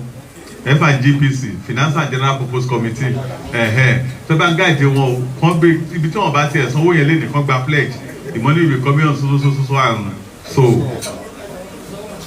Tó ti sanwó, I think Èkìtì ti sanwó. Èkìtì ti sanwó, they paid. So please, move out. Precious, ẹgbẹ́ ìṣọ̀pẹ́ sọ̀rọ̀ lórí dues o. And NEPC, are they here? Because somebody is saying we should allow them to speak for a few minutes. Nigeria Export Promotion Council, are they here? So they are not here. So let's consider NEPC, you are here. Okay. So let's consider I'm appealing to Alhaji Wasiu, who is representing Lagos, part of us. Please, the Lagos Council, put it in motion so that they can join us formally. To identify the best practices in the SCCI. And SCCI is big, of course, last 18 something, over 100 years as a city chamber. If you wait, don't share better, needs to talk about anything more on Papa, don't put chamber or chamber. So if you wait, like over 100 years. So because of that, we have a lot to copy from them, and that's why we bring ODUACCIMA on board. So ODUACCIMA should copy that best practices, impact us. So because of that, I appeal is in Lagos State Council. Tó bá jẹ́ ẹ̀yin Ìkòròdú, SCCI àti kílẹ̀ pé kẹrin tó ti kó sọ fẹ́ ẹ ti fọ́ọ̀mù council yẹn ẹ register pẹ̀lú wa kí la fi register pẹ̀lú wa owó yẹn náà ni o ṣe òkú owó ló lè ṣe àti donation tí a máa ṣe sí wa so so that we know yes, Lagos Council not to join our formally, then we move on from that. So please, we are appealing to you. And I will do a personal follow-up. Láti mọ̀ wípé ìdánwòlẹ̀ fi meeting sí tí ìbá tí ẹ lè wá. Bóyá honourable Ayẹ̀rọ̀ ìgbà wọn máa ń gbé Èkó pẹ̀lú, wọ́n ń gbé Oǹdó, wọ́n ń gbé Ìbàdàn, wọ́n ń gbé Èkó. Wọ́n á wá, so wọ́n á wá, so that we can move on together. Then on this note, I also want to say that Badagry Chamber, one plan trade fair. Let's hear from the president before we proceed on the agenda. Thank you very much. Good afternoon, President, and every other members of the ITB, and all our colleagues that are sitting here. Let me say a big thank you to you, sir, for this. I will even say this one is a capacity building too. Because, like you rightly said, that you have learned. We have learned a lot, I in particular too. Because I used to say it anywhere we have a meeting. My DG is here.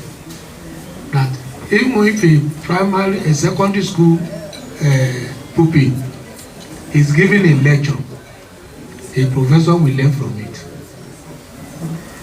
For not to go far, how many of us here understand the functions inside this room than our children? Yes, now. So if a school child is giving a lecture, a professor will learn from it. So I believe all of us have learned a lot here. So I want to use the opportunity to say big thank you to the partners. So having said that, like the president said, we are having a Badagry Chamber of Commerce trade fair, nicknamed Basima Trade Fair 2026 at the normal Lagos International Trade Fair in May. That is from 8th of May to 17th. We are using this opportunity to invite all our members. So this is the first set of people that we are meeting. Already we have sent message to the national platform. But this is an opportunity for us, as we are meeting you here, to tell you one-on-one that we are expecting you people there, your companies and other friendly companies that you feel that we can invite. By the special, I think some of our flyers are there with the DG. We'll be able to give to all of us here. So once again, sir, let me say big thank you to you all. God bless. NEPC, where are they?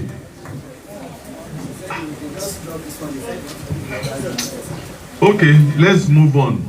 Maybe before let the interaction start with our leaders. So, like goodwill message, then it will go like that. Should it go?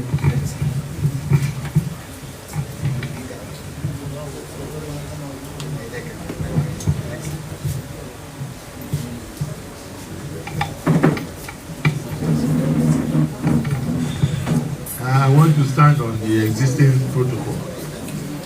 Honestly, today's meeting, if you watch or if you go through your records, has more participants than any other meetings we've had. And not just having participants or having, it has been impactful. And I want to thank the president and the staff for a great job. And I believe that the city chambers presidents and the state chamber presidents here that are present would be able to take this back home, and this would improve the status of all of us. Thank you very much.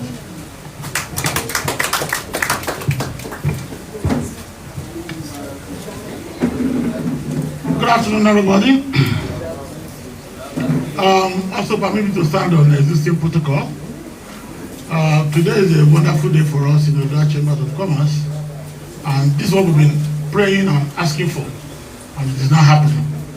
And I think this is just the beginning, and we believe that in due course, ODUACCIMA will be stronger for it. We'll take our place in the chamber movement in Nigeria. We started the regional chamber movement in Nigeria, but again we slowed down, we lacked, but now we're going to take the forefront again. So I want us to take this very seriously.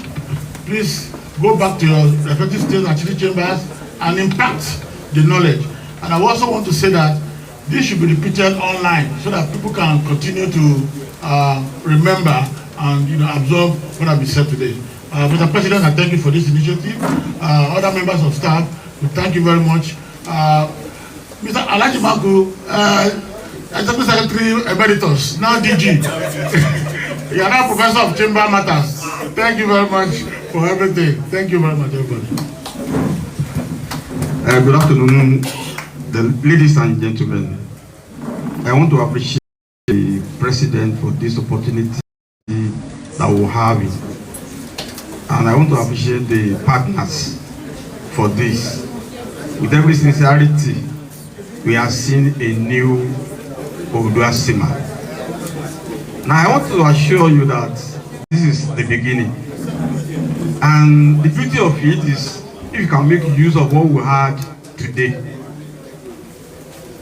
Kò ní ọní ká má dàbí ìgbín tó gbà tó rí àpáta kọjá tí ò ní sí traces. Bá a ṣe gbọ́ bó ṣe dùn tó ìta bá mú lò láwọn padà fi wúlò fún wa. Now we can realize within ourselves our own self-assessment ó score wa nílé ìwé dá wa except àwọn afẹ́ tanra wa jẹ. A chamber city or state tí ò ní secretariat staff méjì ǹjẹ́ ó lè ṣe àwọn iṣẹ́ tó wà nílẹ̀ yìí. Nǹkan tó pàkíyèsí wa sí ni pé a gbọ́dọ̀ múra a gbọ́dọ̀ tẹ̀síwájú kò ní kún wa lọ́wọ́ lágbára Ọlọ́run. But this is our own opportunity. It is on record. The list of members that are at this meeting, and that if you want to write the history today, the names of the people that are here are there. And I want to appreciate and call on us that what we need to do now is to put what we learn here today into practice when we get back home. Like I said, I want to appreciate the partners for doing what they have done. God in His mercy will continue to be with every one of us. Thank you very much.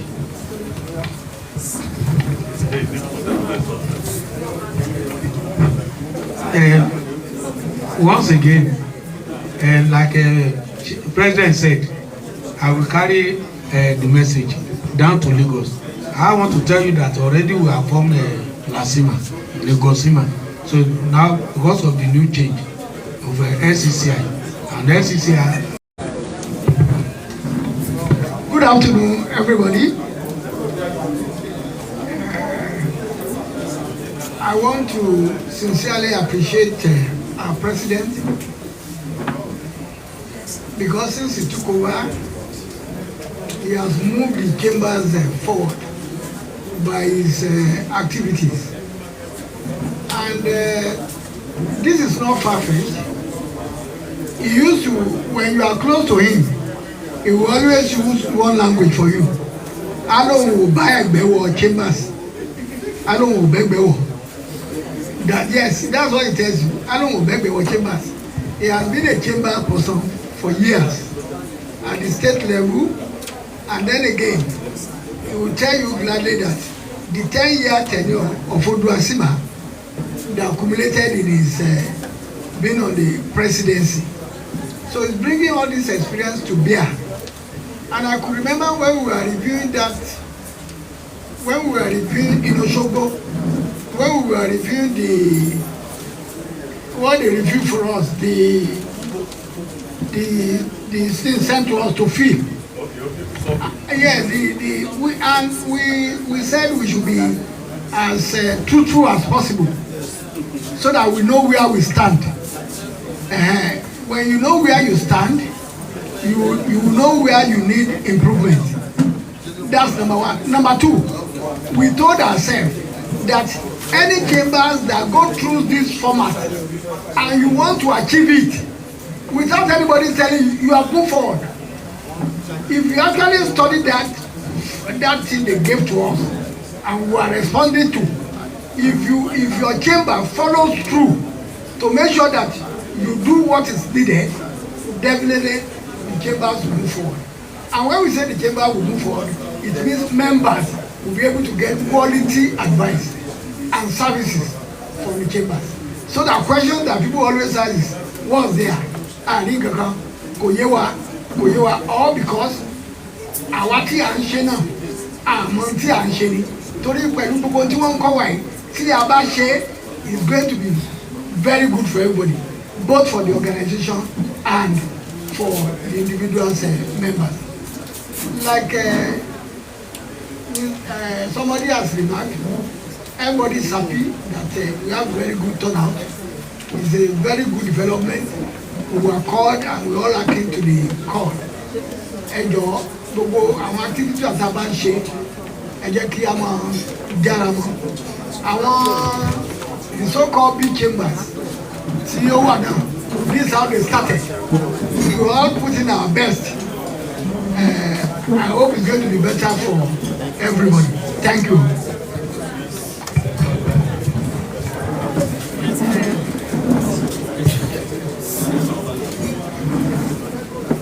Last comrades to everybody. Everything I need to say has been said on this side of the table. So I'm going to direct my own speech to our members who are also facing this side. Sincerely speaking, we are impressed that everybody invited showed up. And if this is the way we also operate in our chamber, I'm sure sky will be the limit for the city, state, and ODUACCIMA. And as you all know, the chamber started in Western Region, but today the name chamber and the way we operate in Odua seems to be a little down. But I thank God for today that the whole place is full, and we hope to now open a new chapter for the chambers in the Western region. Thank you so much.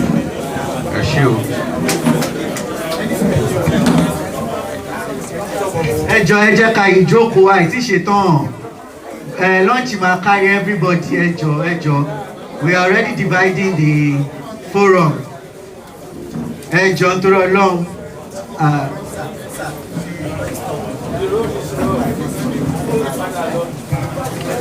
Please, ladies and gentlemen, kò tí ì kan lunch o, but we are cutting no. Ó máa tó kan lunch nsìn. We just have like 15-20 minutes more, and we are done. So, and let me give you assurance that lunch wa máa tó. Ọ̀rọ̀ pé bóyá oúnjẹ ti tán àbí àlèrò oúnjẹ gbà kò lè wáyé, because data la fi ń ṣiṣẹ́, and we prepared adequately for this event. So please, it is not yet time for lunch. Madam Ketra, please hold on for now. Let's quickly spend the remaining 15-20 minutes for the activities that we come here for. So please, Madam Ketra, hold on. Just let people come and attend to what we are here for in 10-15 minutes. Please, Engineer. Thank you very much. I want to stand on the existing protocols, but so that I will not break the protocol, I think I will do a little bit of protocol, maybe selectively or overall. You know, leadership is what drives an institution. All of you sitting here today, you might think it just happened with a flip of the hand. No, it is a lie. some leaders stood up.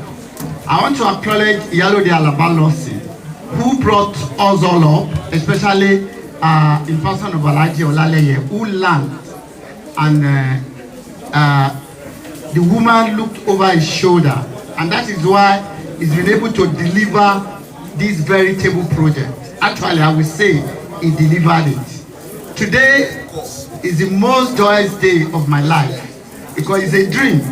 When you have visionary leader, some things will just come, and it does not come without leadership. So my goodwill message will center here on leadership, nothing. If you look at people standing on this table, if you look at them, there is nobody less than 60 years of age. And we are running around, and they are driving it with passion. What I want to say today is that when you go back, please be thinking of succession when you go back. These leaders, they are people that can open doors for anybody in this country. And this project that we are bringing up is not just an ordinary project. It's not. It's a very, very big project that is going to bring value to the chambers, both cities and even local chambers. So my good message is just that this goes to our various NYE in the various chambers. When Iyalode started, he called me. He called many people. He asked us to bring input. He called Olaleye. He called many people to bring input. And the little input we gave is what brought about the likes of Obelawo, the likes of Shegun, the likes of Ogundeko, and a lot of people, even in my chambers, that we are seeing in our local chamber. So my own goodwill message is just simple.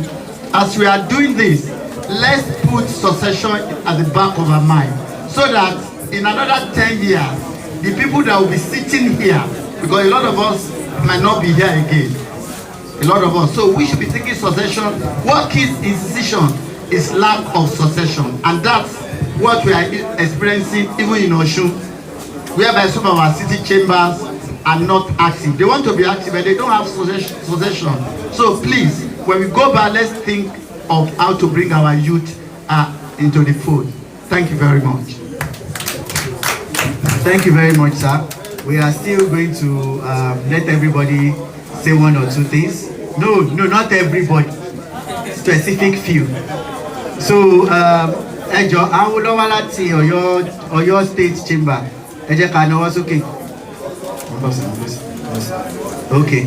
So, not for only us, but a fẹ́ pè Mrs. Bolanle Emmanuel, who is the State Coordinator of Nigerian Export Promotion Council, Ọ̀yọ́ State Coordinating Office.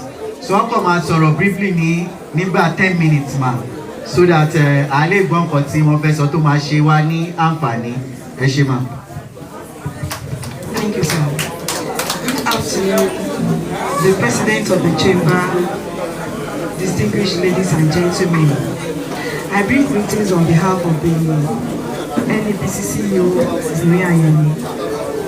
And on this note, I want to appreciate the organizers of this program for bringing all the city chamber and state chambers of commerce, all the members together to rub minds on how to move the chamber forward.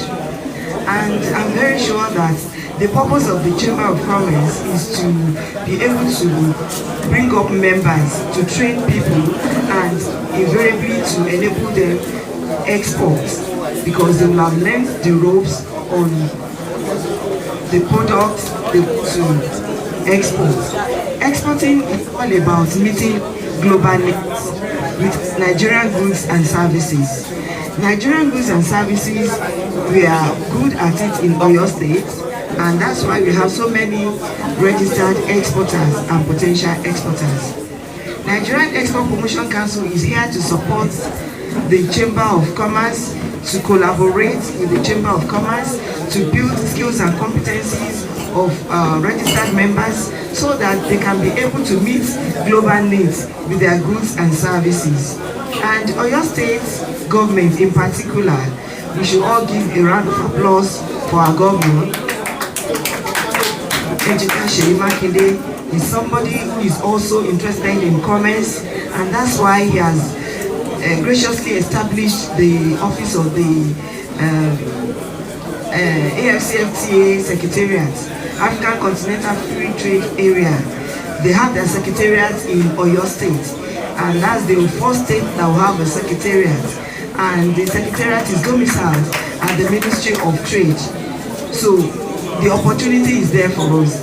Many of the members, I'm sure, their task and quest is for international market access. And this presents an opportunity for them to be able to sell their products and services all over the world. So I will implore the organizers to meet with the Secretary of the Secretariat, AFCTA Secretariat in Agodi office, and then whatever your needs are, areas of collaboration that we can explore with NEPC, we are ready to collaborate with you. NEPC's services is free of charge. We have done that and will continue to do that. Capacity building programs, awareness programs will continue to spread across the state and local governments in Oyo State, and that is free. And then importantly, product certification, which enables our members to be able to export their products to international markets. NEPC offers free of charge. I'm not talking about NAFDAC or SON, which are local certification. The international certification are country specific, like FDA, like HACCP, like Halal. Those are the international certifications that NEPC gives free of charge to export ready companies. So I implore our members that are export ready to visit NEPC office in Ibadan with samples of our products so that we can tell you more about what you are doing and build your competencies as well, so that you can access the international market. Thank you so much for your attention.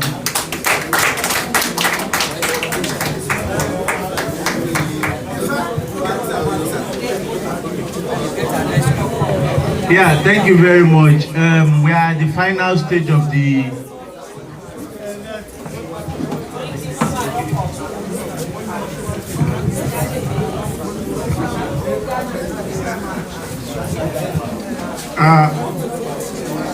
good afternoon, everybody. Well, on behalf of the chamber families in Oyo State, I want to place it on record that today's program is very... And so we are congratulating our president, Alhaji, well done, and your team.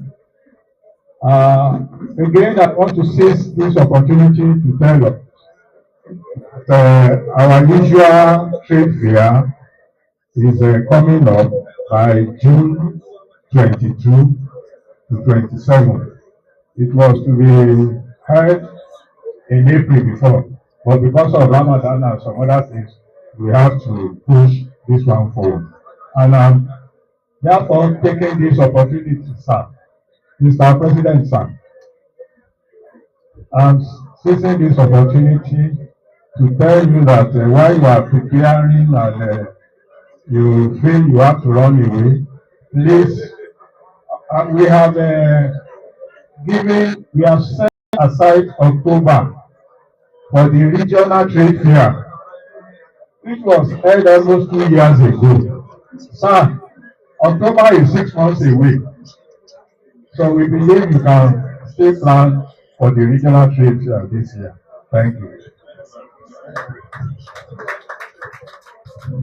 Thank you very much, sir. We are at the final stage of the engagement that we've been doing so far, and we have heard the results of the survey that has been done or that has been filled by the chambers across the Southwest region, and now is an opportunity to add some additional to ask questions, make some additional comments, because as you can see, ODUACCIMA's mandate here is to work with the kind of data that has been received from the survey and see best practices, capacity building areas that need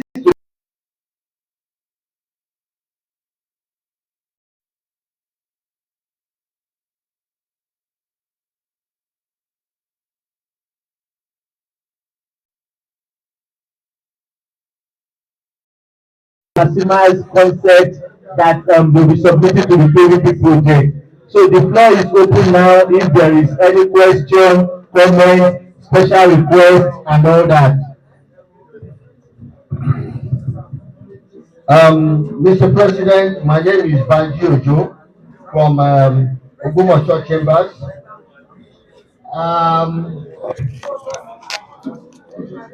Let me stand on existing protocol and thank everybody for what has happened.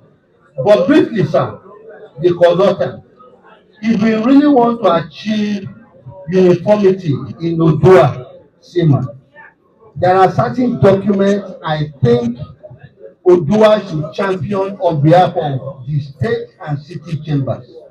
For instance, the review of the constitution that we're about to embark upon. There is no reason why all the states should have different constitutions. We can have one constitution, you don't domesticate it in your state or in your city. I think one constitution is enough to us to use. Secondly, the SOP. The SOP is a standard document for operation. If the consultant can assist to draft the SOP, because to be very honest with you, SOPs are not easy to draft. They are not easy. It is usually a consultancy job. Now, if you give any city chamber to go and draft SOP, I'm 100% sure in the next 2 years they will not end it. But if the consultant can draft one SOP for us, we will just demonstrate it in all our city chambers. I think that will work faster. Then I needed Alhaji to come and tell us a little bit about the difference between the board of directors and the executive. How do they relate? And who are the people? How do you select your board of directors? Are they former presidents? Are they elderly people? Or how do you come about? We know that for you to be the president of a city chamber, you rise from executive, vice president, and then you become president. But how do you get to the board of directors?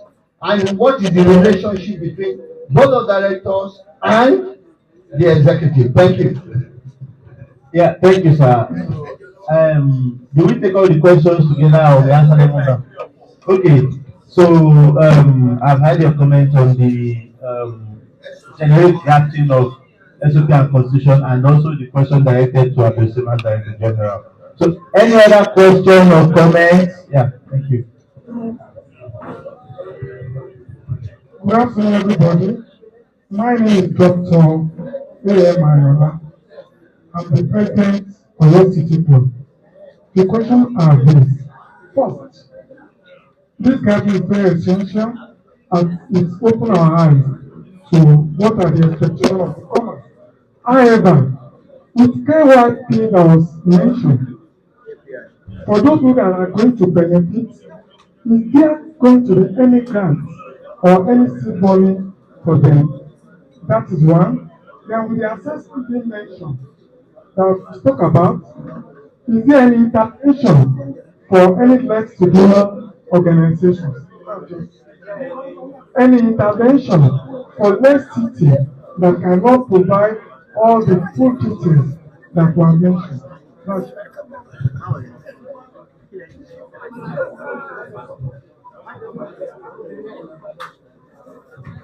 SKD Olaleye is my role, President of ODUACCIMA. What is the difference between BOT and Board of Directors? Alhaji Maku, another one for you.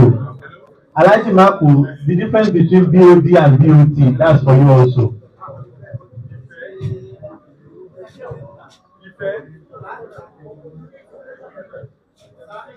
My President, good afternoon. Good afternoon, ladies and gentlemen. We thank God for this occasion. Please, can we settle down?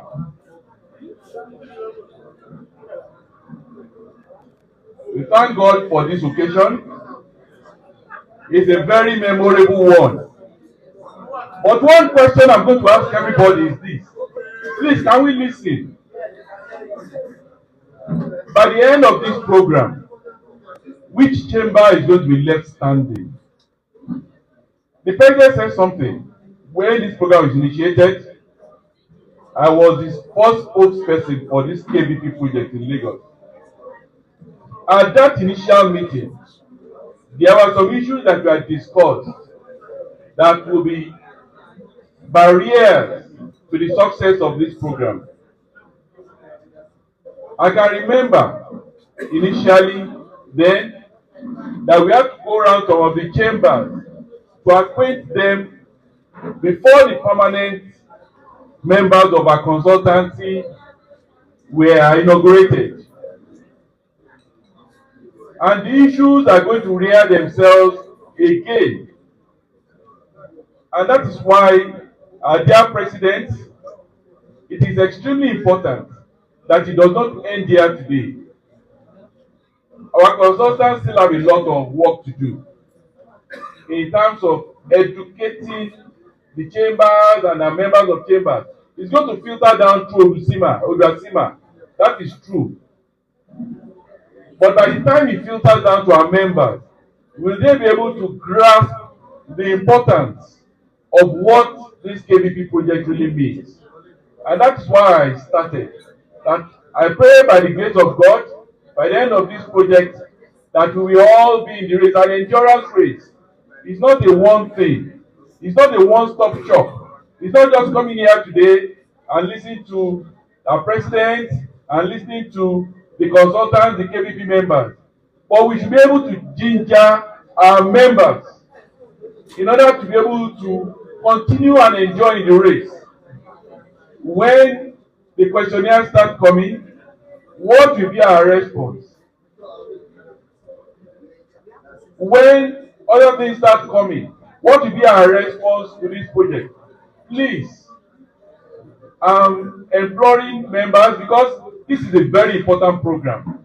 And if we endure to the end, it will make our chambers 100% better, in fact maybe 1,000% better, because we'll be able to do better by taking advantage of our areas of comparative advantage. Please, dear members, presidents, the executive, the consultants, a lot of work has to be done. It is an endurance race, so that at the end, you'll be able to look back. What the president said in a few minutes about how this program was achieved is easily said and done. It's a story of blood, sweat, and tears. And so please, our dear president, our members, please, we should put it in mind that a lot of work has to be done. It's an ongoing race, so that at the end, we too will be able to rejoice. Thank you very much.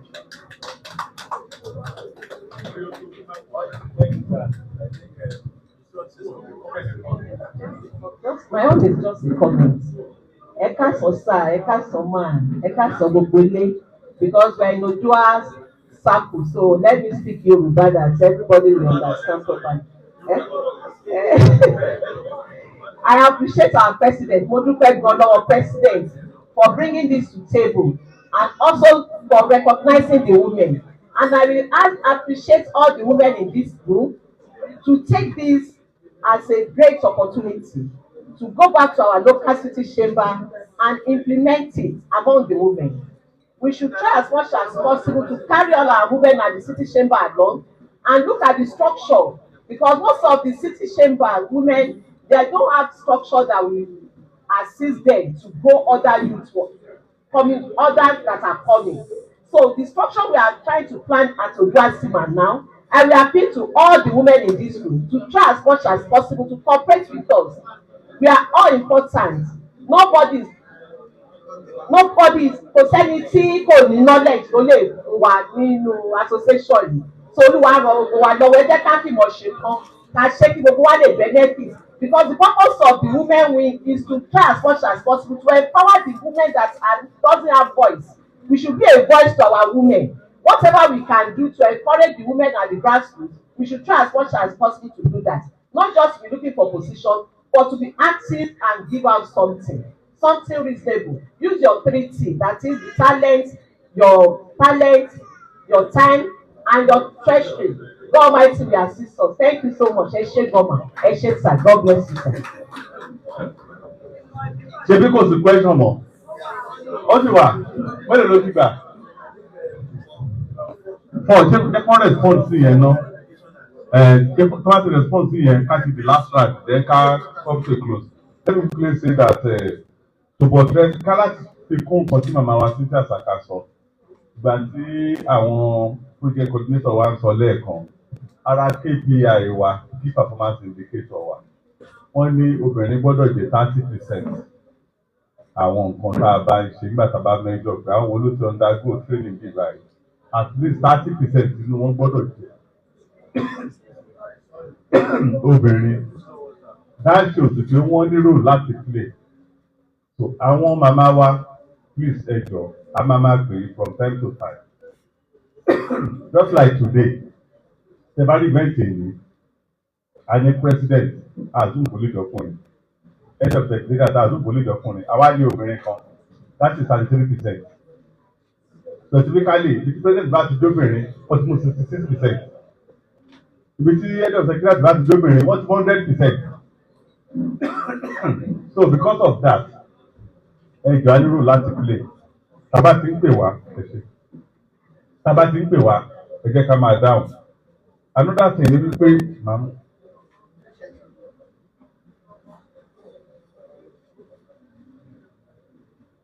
Tá a bá tiẹ̀ ní nǹkan kan tá a fẹ́ cascade down àwọn ọmọ wa bẹ́tà tí ọmọ Cynthia ṣe sọ ọmọ wa bẹ́tà láti gbé mẹ́sẹ̀gì yẹn lọ sílé láti cascade ẹ̀ down to grassroots ọlọ́run bá wà ràn yín lọ́wọ́ kó ṣẹ̀ṣẹ̀ bẹ̀rẹ̀ gba Jonathan náà great MSME intervention fund 100 billion chief ṣẹ̀ṣẹ̀ rántí wọ́n ní 50% inú ẹ̀kọ́ bẹ̀rẹ̀ wọ́n tó wá ní 50% tó kù náà fọkùnrin àtobìnrin àmọ́ táwọn ọkùnrin ṣe fún ọ̀hún bá bẹ̀rẹ̀ coordinator àbí project.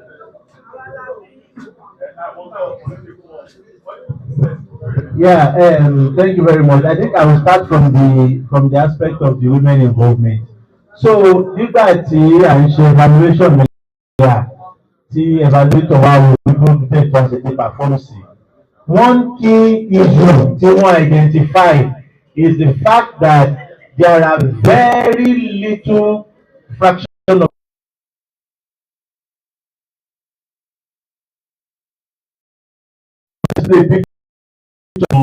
bóyá tó bá rí picture bíi 15 bóyá ọkùnrin obìnrin méjì àbóbìnrin kan nínú picture 20 this was raised but why is it that female representation at the highest leadership is very low? Though we were able to discuss around the reasons, but that is part of the reasons why women involvement in this the Chamber Academy for Leadership chapter is taken very seriously. And you may certainly know we've done programs in the previous phase where 90%, 99% of the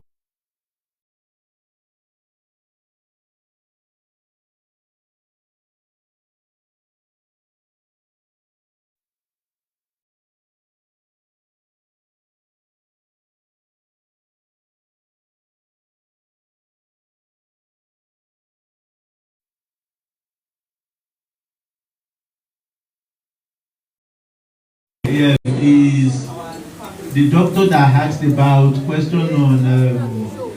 question on grant, seed money, and intervention. It was explained earlier at the onset of the presentation on KVP overview that KVP project is not a financial institution, not a bank, not a microfinance, not a cooperative. So KVP does not have grants. And the rationale for our operations and activities here is that it's not chamber and association partnership.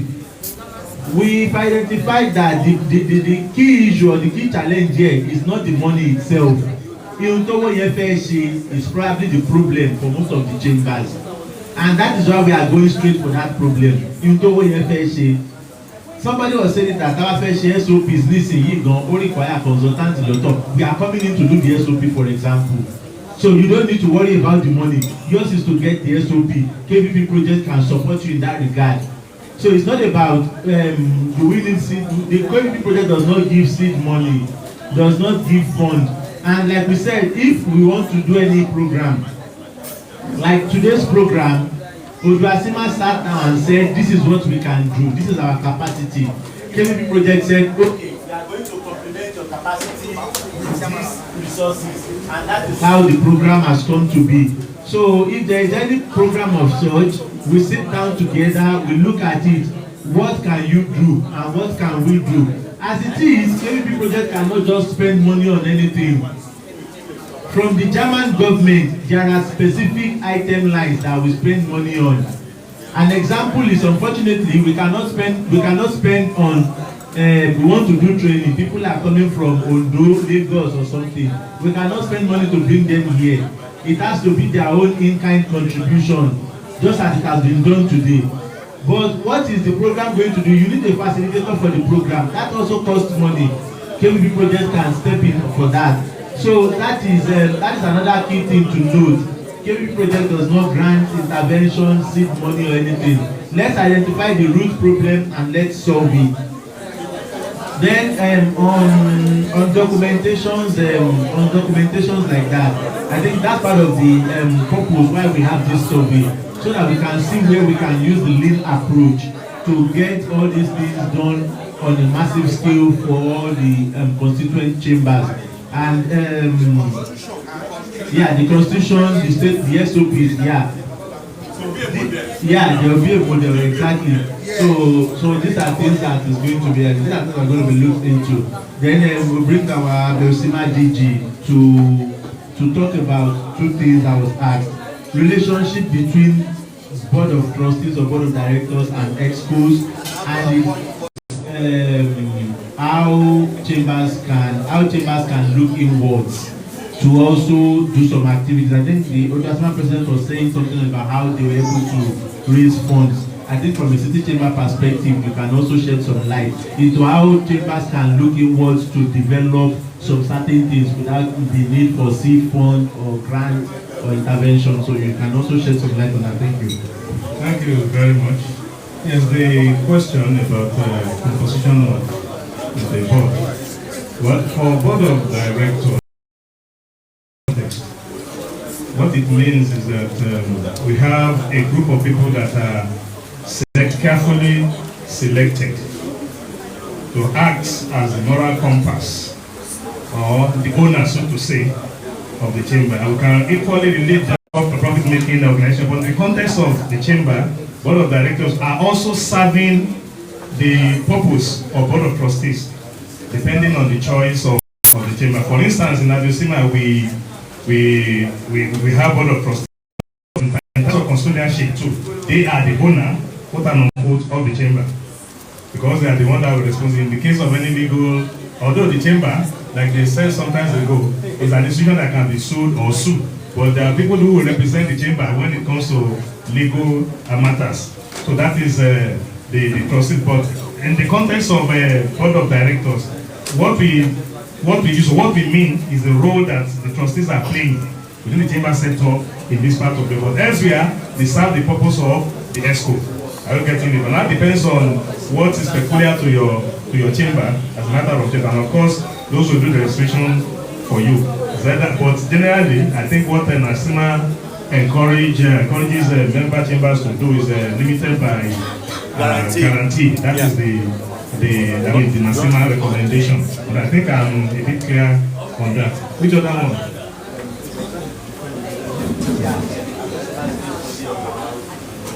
Okay, yes, generate income. Yes, looking inward, because like I said in my presentation, you cannot depend solely on members' dues, which are not coming as and when required. But there are a lot of other things you can do. I mentioned it in the course of my presentation. Organized training, if you are formidable enough, or you collaborate with, yes, trade fair, yes, that is common, but not every chamber has the capacity to organize fair, but it's part of it anyway, trade facilitation. So that the person that made presentation on the survey mentioned something also. Trade facilitation, it can be internal, and you organize that within your members. You charge them some fee. Once they know that there will be value for them wherever they are going. They have to pay to the chamber. We call it administrative fee expenses. And of course, I also mentioned collaboration with other relevant institutions that we can partner with on organizing training. Sometimes during the previous administration under President Muhammadu Buhari, there was this access to under Anko scheme. Of course, we collaborated in ODUACCIMA, we collaborated with SPEDA, and we charge our members certain fee. At least that will come into the post of the chamber for them to be able to benefit from that exercise. And there's a whole lot of other facilitation that we can do. Organizing for those who have the opportunity, organizing the trade fair abroad, or facilitating movement of members to trade events like the Canton Fair and the other fairs that they want to attend beyond Nigeria. So you can use that avenue to generate funds. And some of these will be your members alone. Members who are those who are not members of the can also approach a we talk about business development and the other things. They provide consultancies and they charge some fees for that purpose. So through that avenue and some other initiative that the chamber can come up with within your environment that you know to fit into whatever action you want to take vis-a-vis getting and generating more funds of the chamber attended to your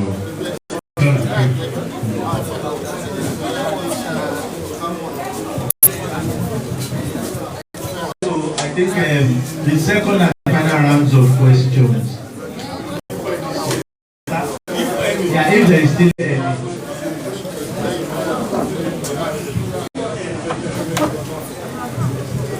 Good afternoon.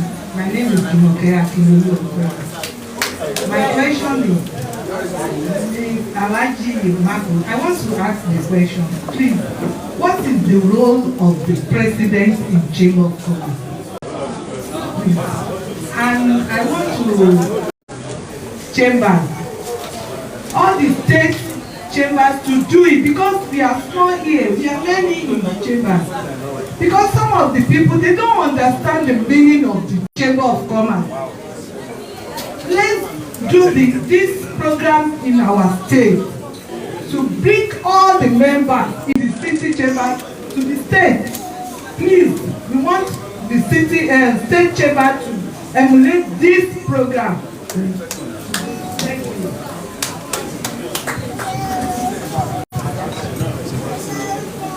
Your Excellency, the President of ODUACCIMA of Commerce and the team, we want to appreciate you for this gathering. Your initiative is dated when you were the President. You had a very clear vision. You did, according to you, the need assessment, and you focused on ODUACCIMA. You have brought another intelligent and needed program, especially the Chamber Academy, which I feel it is long overdue and is going to be very beneficial not only to you as a chamber team, but every member of the chamber. What I want to say is that we should find encouraging everybody to partake in this Chamber Academy. And on a regular basis, there is going to be an emerging leaders. It is compulsory that those leaders should come and know what is expected of them. If you are not educated, you cannot give what you don't have. Very, very important that we should go through this kind of academy before you can run the program. Very necessary. I see the chamber moving into a very higher level. Because definitely you say you are going by December or January. The next team that is coming, they will look at what you have done and want to surpass what you have already done. And your shoe is so big that whoever that wants to select we have to be very, very determined, and I pray in Jesus' name. The program we have come to do today, as far as I'm concerned, very beneficial, very interesting, and I have what I've taken as a takeaway to my or the other. My appeal, the other. My appeal.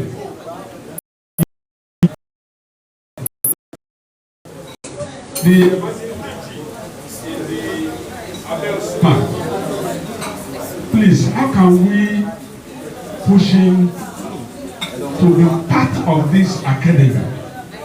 The man is highly loaded. He knows the inside out of this chambers. So we want him, because I was interacting with him. Let's start from his knowledge, and God will help us as we do that in Jesus' name. Once again, I want to thank for the leadership for organizing this kind of program, and we want more of it regularly. Thank you very much. Thank you very much, sir. So, any other question? Some question is a comment. Actually, I appreciate our president, and I want to seize the opportunity of our president being the president of cooperative. The women in ODUACCIMA want to open an account for cooperative, whereby the second deputy or coordinator of the Ondo State has donated 1 million, and I also want to add a million, and I want all the coordinators to try as much as possible to be part of this. No matter any amount you can contribute to be part of this cooperative, so that most of your members at the city chamber and the state level will be beneficial of this cooperative. Because if we have such a money, we can be able to apply to cooperative to assist more than what we have, and we'll be able to assist the women at the grassroots. Thank you so much. Thank you. Thank you very much. First deputy. ODUACCIMA Honorable Arolibo tí wọ́n fún wa ní ẹni tí blood chamber run nù vein wọn láti rí, just like what I said, níta wà lọ sókòtò wà lápò ìkòtò grant lọ́dọ̀ òyìnbó ní support lọ́dọ̀ òyìnbó it's not the ideal thing. Tẹ́ bá fẹ́ access to finance for business àwọn tàbọ̀kọ́wọ́ wọn lọ́lẹ̀ and the form of cooperative carry it for our. It's very simple. Ó máa fún wa ní pride. Ó máa jẹ́ kọ́mọ̀ wípé àwọn afárá wa rẹ̀ láti gbẹ́rù. This project we are doing today kì í ṣe KVP ló mú wá bá wa o. Àwa lálà ìdí àwa àfẹ́ṣe kan báyìí. They are only to support us. Ó ti wà nípa ìtẹ́ǹtì ní 5-year action plan ní wa. Bàtẹ́ yan ní executive ta common board àti òkúkí la lè ṣe àti develop ẹ̀. Òun la gbé lọ́wọ́ àfẹ́ṣe kan báyìí ṣe lè. Thank you very much. Doctor, for that initiative. The cooperative we are going to get is registered. I'm an registered in your state in Dubai. We're going to be behind the name of ODUA. Tell my mind because of leadership cooperative from ODUA came back. You worry because Tabafu said the capital marry event will and to take the book by the horn. So if we can join hands with you, the cooperative will be here. But the city and state. Tap Lara. So it's going to be a union. That's the city and state. Tap Lara. So when you have to see the other share Padawa, after the share Padawa, and I want to thank the city also. Lori, all I want to know had the 1 million naira. Cooperative to take off, what is the 2 million naira left. So now I'm over to take the capital, then we tap on it. That's what we are saying. But administration is you are the executive committee báyìí tẹ́bá lọ́tọ́ lórí bàrọ̀ ìbò à ń sọ̀rọ̀ ẹni tó kí lè kà fún ní women said it everybody was at the executive committee that this is what I'm coming up with because mo fẹ́ tó ti ní experience I said we just move on so that we can understand what chamber is selfless service so kò kí n ṣe nǹkan tí a lè máa wò pé just mo ti lọ chamber mo ti bẹ̀ nítorí máa rí bẹ́ẹ̀ pọ̀ kò kí n ṣe owó not kọ́bọ̀. We even spend there, but Jeba can so gbogbo yín náà tó bá lè dá sí so we see at the secretariat what we can do to get it registered and access to finance ó wà lára plan cover àbí lórí KVP so àwọn alábá solve problem wa fún àwọn òyìnbó tó lọ wá solve ẹ̀ fún wa so ọlọ́run á ràn wá lọ́wọ́ so bí gbogbo ẹ ṣe tútù lé women ní south west in the last people's activities so if I'm coming up with a solution now they have to support tẹ́nu ẹnìkan òjọ́dún méjì lọ ó ti mọ́ wa lára. You cannot come here and sit down for 2, 3, 4, 5, 6 years because you do what you women leader. No. Come do your 2 years and leave. Let another person take the mantle of leadership. Ọlọ́run á ràn wá lọ́wọ́. So gbogbo wa pátápátá ká support àwọn the current situation. The Ogun is the coordinator now. Ondo is the first deputy coordinator. Abi Ondo is the second deputy coordinator. The second deputy coordinator. Máa coordinate gbogbo àdàdà ẹ̀ka coordinate wa very well. That's how we want. When you're feeling at the grassroots level, that's what we want to achieve. So once again, well, ṣùgbọ́n afẹ́ṣe bọ́ọ̀dù bíbí ẹ̀ tí dá sí o air condition yóò kárí sẹ́yìn obìnrin máa lọ foríkorí bí ṣiṣẹ́ mẹ́wàá ń bì báyìí kẹ́ lọ foríkorí kẹ́ bá mi ra ilé ìkan kẹ́ mọ̀ pé obìnrin lówó lọ́wọ́ jọ ọkùnrin lọ. Ṣé ẹ mọ̀? I will tell you, the research shows, authentic research that you don't have a baby saving on the daddy. Only call conduct research. Àwọn wo ló wà lọ́wọ́ ẹ̀ tó máa yáwó fún máa sanwó dáadáa rẹ̀.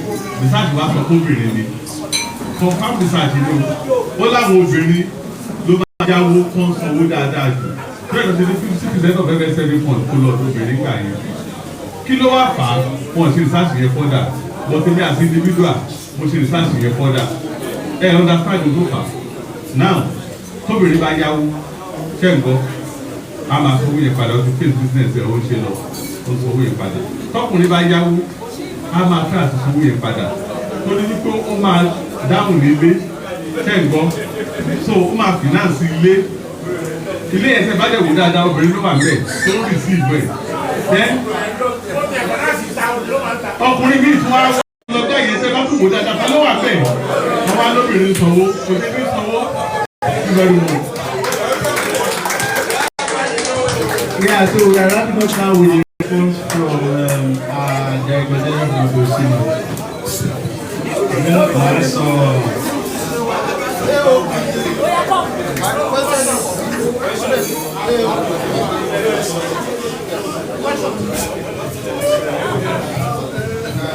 Good afternoon, ladies and gentlemen. So, in as much I appreciated ODUACCIMA Chamber of Commerce, most especially the facilitator of this program, orúkọ mi ni Dr. John Akobi, Vice Chairman of Kishi Chamber of Commerce. So, pẹ̀lú spirit innovation, entrepreneurship and commerce, mo fẹ́ showcase the product because we have to pick our local product. That we make through groundnut, spiced groundnut oil. Is NAFDAC numbered occasion.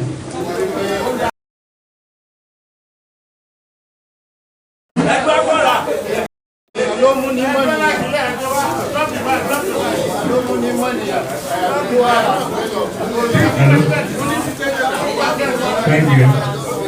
Wọ́n ní mo rò pé nígbà tá a bá fi ń ṣe yẹn ká gbọ́ èsì sí ìbéèrè tí wọ́n béèrè lórí kí ni ojúṣe president ní chamber.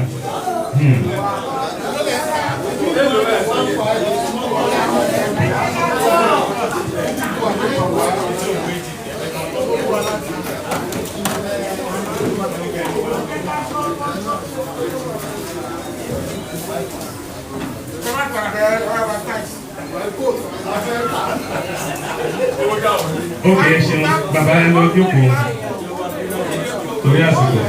Wọ́n ní kí ni ojúṣe president chamber. Inú mi dùn wípé gbogbo àwọn bàbá tó wà níkàlẹ̀ at one point or the other ni wọ́n ti jẹ́ president chamber.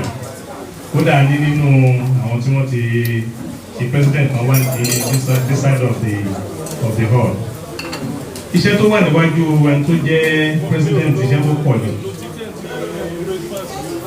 Direction níbi tí a fẹ́ lọ rè tí ò bá jẹ́ nìkan tí ó kójú òṣùwọ̀n tó bá gbaṣẹ́ gẹ́gẹ́ bí president bala blue ló máa ṣe blue black kò dẹ̀ ní jẹ́ kí a rí èsì tó dáa mú jáde nínú iṣẹ́ tó ìdíje bá ṣe fún ọmọ ẹgbẹ́ àti the business community. Ẹni tó fẹ́ jẹ́ president chamber gbọ́dọ̀ jẹ́ ẹni tó fẹ́ in the chamber movement we use what we call slating. Òun ṣe bóyá máa lọ dìbò bí APC láti yan àwọn aṣíwájú. Nígbà tó bá ti wà ní bóyá council ojúṣe ṣe dáadáa náà máa sún ẹ títí tó máa fi dé level vice president. Peter then lọ bẹ́ the president in chamber. Iṣẹ́ wà fún ẹ ní position of vice president o. Because the plan is to create what we call our committees and portfolios for each members and each vice president láti sún wọn síwájú. Ẹni tí ó bá ti kùnà nínú ojúṣe ẹ̀ gẹ́gẹ́ bí vice president kí ẹ má wulẹ̀ ronú kó fẹ́ di city chamber or náà ló applicable sí other hierarchy of the chamber whether a state and region as the case may be. In time past wọ́n lẹ́yìn tó máa jẹ́ president chamber kí ẹ tó máa fẹ́ àjọkò pé bóyá kí ni what is coming to the table because ọ̀pọ̀lọpọ̀ àwọn it's not because of the interest or the passion that they have or because they want to render selfless service. No being by one soon I want debate. Before the top in it, who are better than the debate. Now the pay to start a lot to you. I want you know one not if you two chambers. For instance, recently we are doing this very serious and turnaround in terms of facilities and upgrade of the chamber. Individual member of the chamber, especially the executive, I want to contribute to it. That's another say I want to donate the solar system so that there will not be issue of electricity. We want to do the flooring of the entire complex. I'm donating so amount of money. If you have a water no amount, then the water computer, the water go where people say what they want shape, we got our chamber here. Teacher Baba need the compensi, we are very good. Yellow day. May God bless us all. Ọmọ àdìdé meeting ni lóyá lágbájá iye báyìí àmì ìpèyè bọ́sí máa gbá nìyẹn tíṣẹ́ bàbá ẹ̀ rí owó bọ́tà sọ pé because ìyẹn àtàǹsì ó lè máa sustainable tíṣẹ́ bàbá tabaru chamber lágbára tó wà tó dúró déédéé wọ́n á lè dá ṣe nǹkan fún wa just like we have in the case of Lagos chamber, Abuja chamber and some other foremost chamber in Nigeria. Bọ̀tẹ́ tó fẹ́ jẹ́ aṣíwájú agbọ́dọ̀ rí ipa wípé ó rẹ́dì láti tẹ́ rárá ọkùnrin bẹ́ẹ̀ ẹ̀yẹ gbọ́dọ̀ rẹ́dì láti fírẹ̀ ẹ̀jìn kó render selfless service. And you should be able to have what also spirit. Because I mentioned this in the course of my presentation. Since we have that hierarchy in the chamber to make a course, but you have to bring that idea to the table for other members of the ESCO to consider. Even when it requires such. I remember during the time of Sajari Ishola Banatera in the Kofo cluster, knowing that it is the chamber board of trustees lowly acquire property. When that idea came up, he has to bring it brought before the board. Until the board gave the go ahead, not to know better.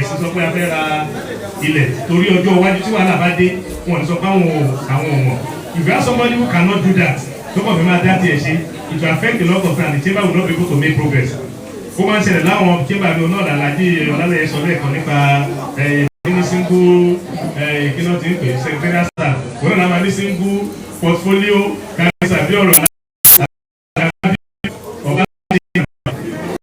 Gbogbo chamber àwọn inú portfolio báyìí ni ló wà.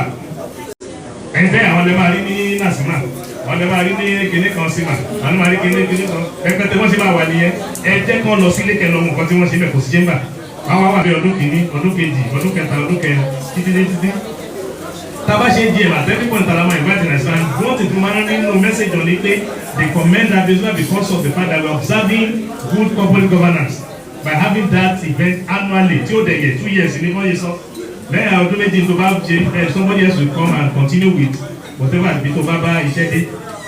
So ẹ tó máa jẹ president the chamber kì í ṣe ẹni tí ó jẹ́ fẹ́lẹ́ ṣe káwọ́. You have to be able to render selfless service using your time, your treasure and talent. Those are the three key factors that you have to bring along as you are stepping into the shoes of the president or leader.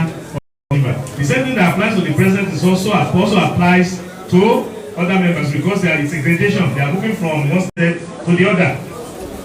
So bá ṣe ní president tó ń tó ìbò náà fẹ́ ṣe wà fẹ́ tiraka láti measure láti surpass pẹ̀lú àdéhùn iṣẹ́ láti ọsẹ náà nìyẹn láàbí ní issue by gentle ìgbàgbọ́ Mr. Lawson somebody handed over to him he handed over to somebody because of that synergy that's why Alhaji Olaleye will invite him and he will come because of the relationship tí tó ti wà ní and ṣe wẹ́rẹ́wẹ́rẹ́ and achieving results there's no magic about it commitment dedication and being responsible nǹkan tó rí fàyà láti achieve success yẹn so bí ìyẹn ṣe jẹ́ nìyẹn so mo rò pé mo sọ díẹ̀.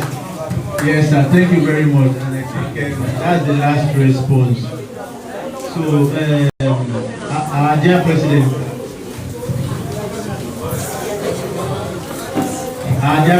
sir. So I have I think I'll call it a remark from Nelly, and it coincided with a question or a comment that was also.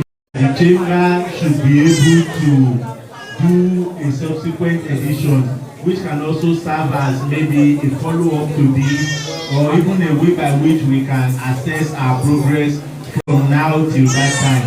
And one of our fathers from the chambers also asked the same question. So we want you to just give us what the outlook is like for a possible next edition and when can it be?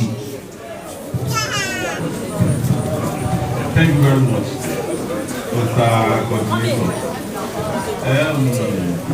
Mo fẹ́ fún ìjà wa lójú wípé activities wa ti bẹ̀rẹ̀ ní ODUACCIMA and our chamber academy òun náà ti bẹ̀rẹ̀ and that's exactly what I'm discussing with Dr. Olújídé Olúfúnmi àti Mọ́nìkẹ́lẹ́gbẹ̀ẹ́ Wilson.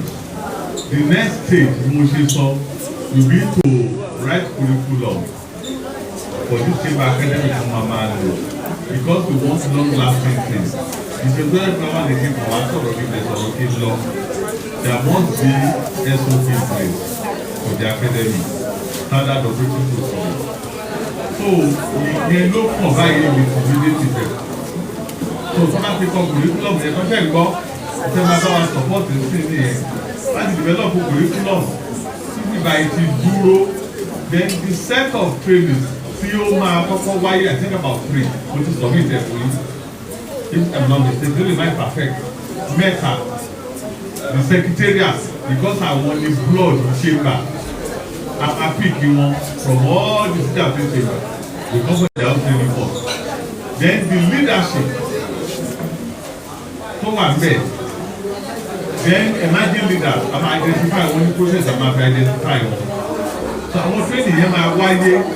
I think after Tabasi ṣe bí mẹ́ta yẹn, you can call this kind of forum again to assess the situation where we are. Mo ti mention lẹ́ẹ̀kan, ètò bá ti jẹ́jọ́ ọ̀rọ̀ rẹ̀ ẹgbẹ́ là ń pè ní jíjà lọ́dọ̀ wa ká lọ formalize. Kò sí tó burú ń bẹ̀. Àwọn mẹ́ta mẹ́rin láti jókòó sí rúùmù ẹnìkan tá a pété bọ̀ fún wa. Wa gbogbo ìkan náà la máa ti bẹ̀rẹ̀ màmá wa yàrá lóde àlàbá lọ sí wọ́n sọ sórí wájú òkúta tí bọ́ fún màá ti bẹ̀rẹ̀ fún mi lọ́fíìsì ṣe tó èkó kà.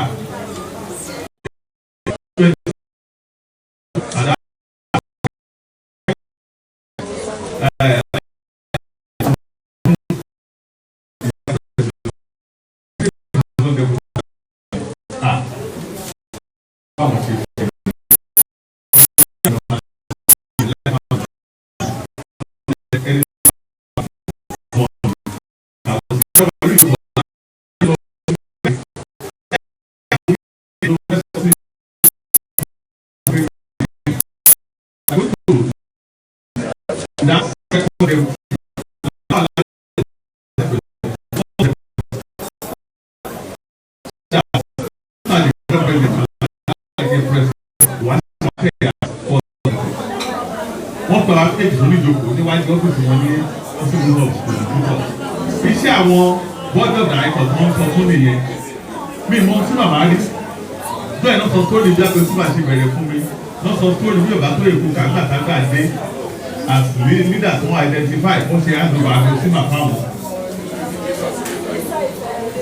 pé aláàjì mo lè ti ń wò ẹ́ so going forward kó ṣe ní ìfẹ́ nìyẹn and kò lè ṣe kọ́tí mo lè sọ ti yes màá lọ at that point so leader ló gbọ́dọ̀ identify bí mo ṣe fẹ́ kí n kọ́ lọ nílé so going forward after taba ti ṣe bí mẹ́ta yẹn á access ara wa ṣé city chamber tí ò ní registration tẹ́lẹ̀ ṣó ti ní ṣé èyí tí ò ní permanent staff ní secretariat ṣó ti ní ṣé èyí tí ó jẹ́ pé ẹ̀yọ̀kan ló ní tẹ́lẹ̀ ṣó ti improve táwọn member ti ń get service ta òkú yẹ kó get ní chamber so that will take us forward so honestly speaking I'm promising that before the end of my term the second phase of this will happen so that we can quickly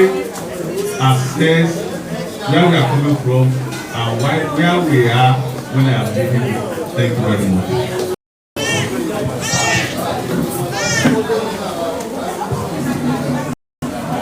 On behalf of ODUACCIMA, let me appreciate each and every one of us here present,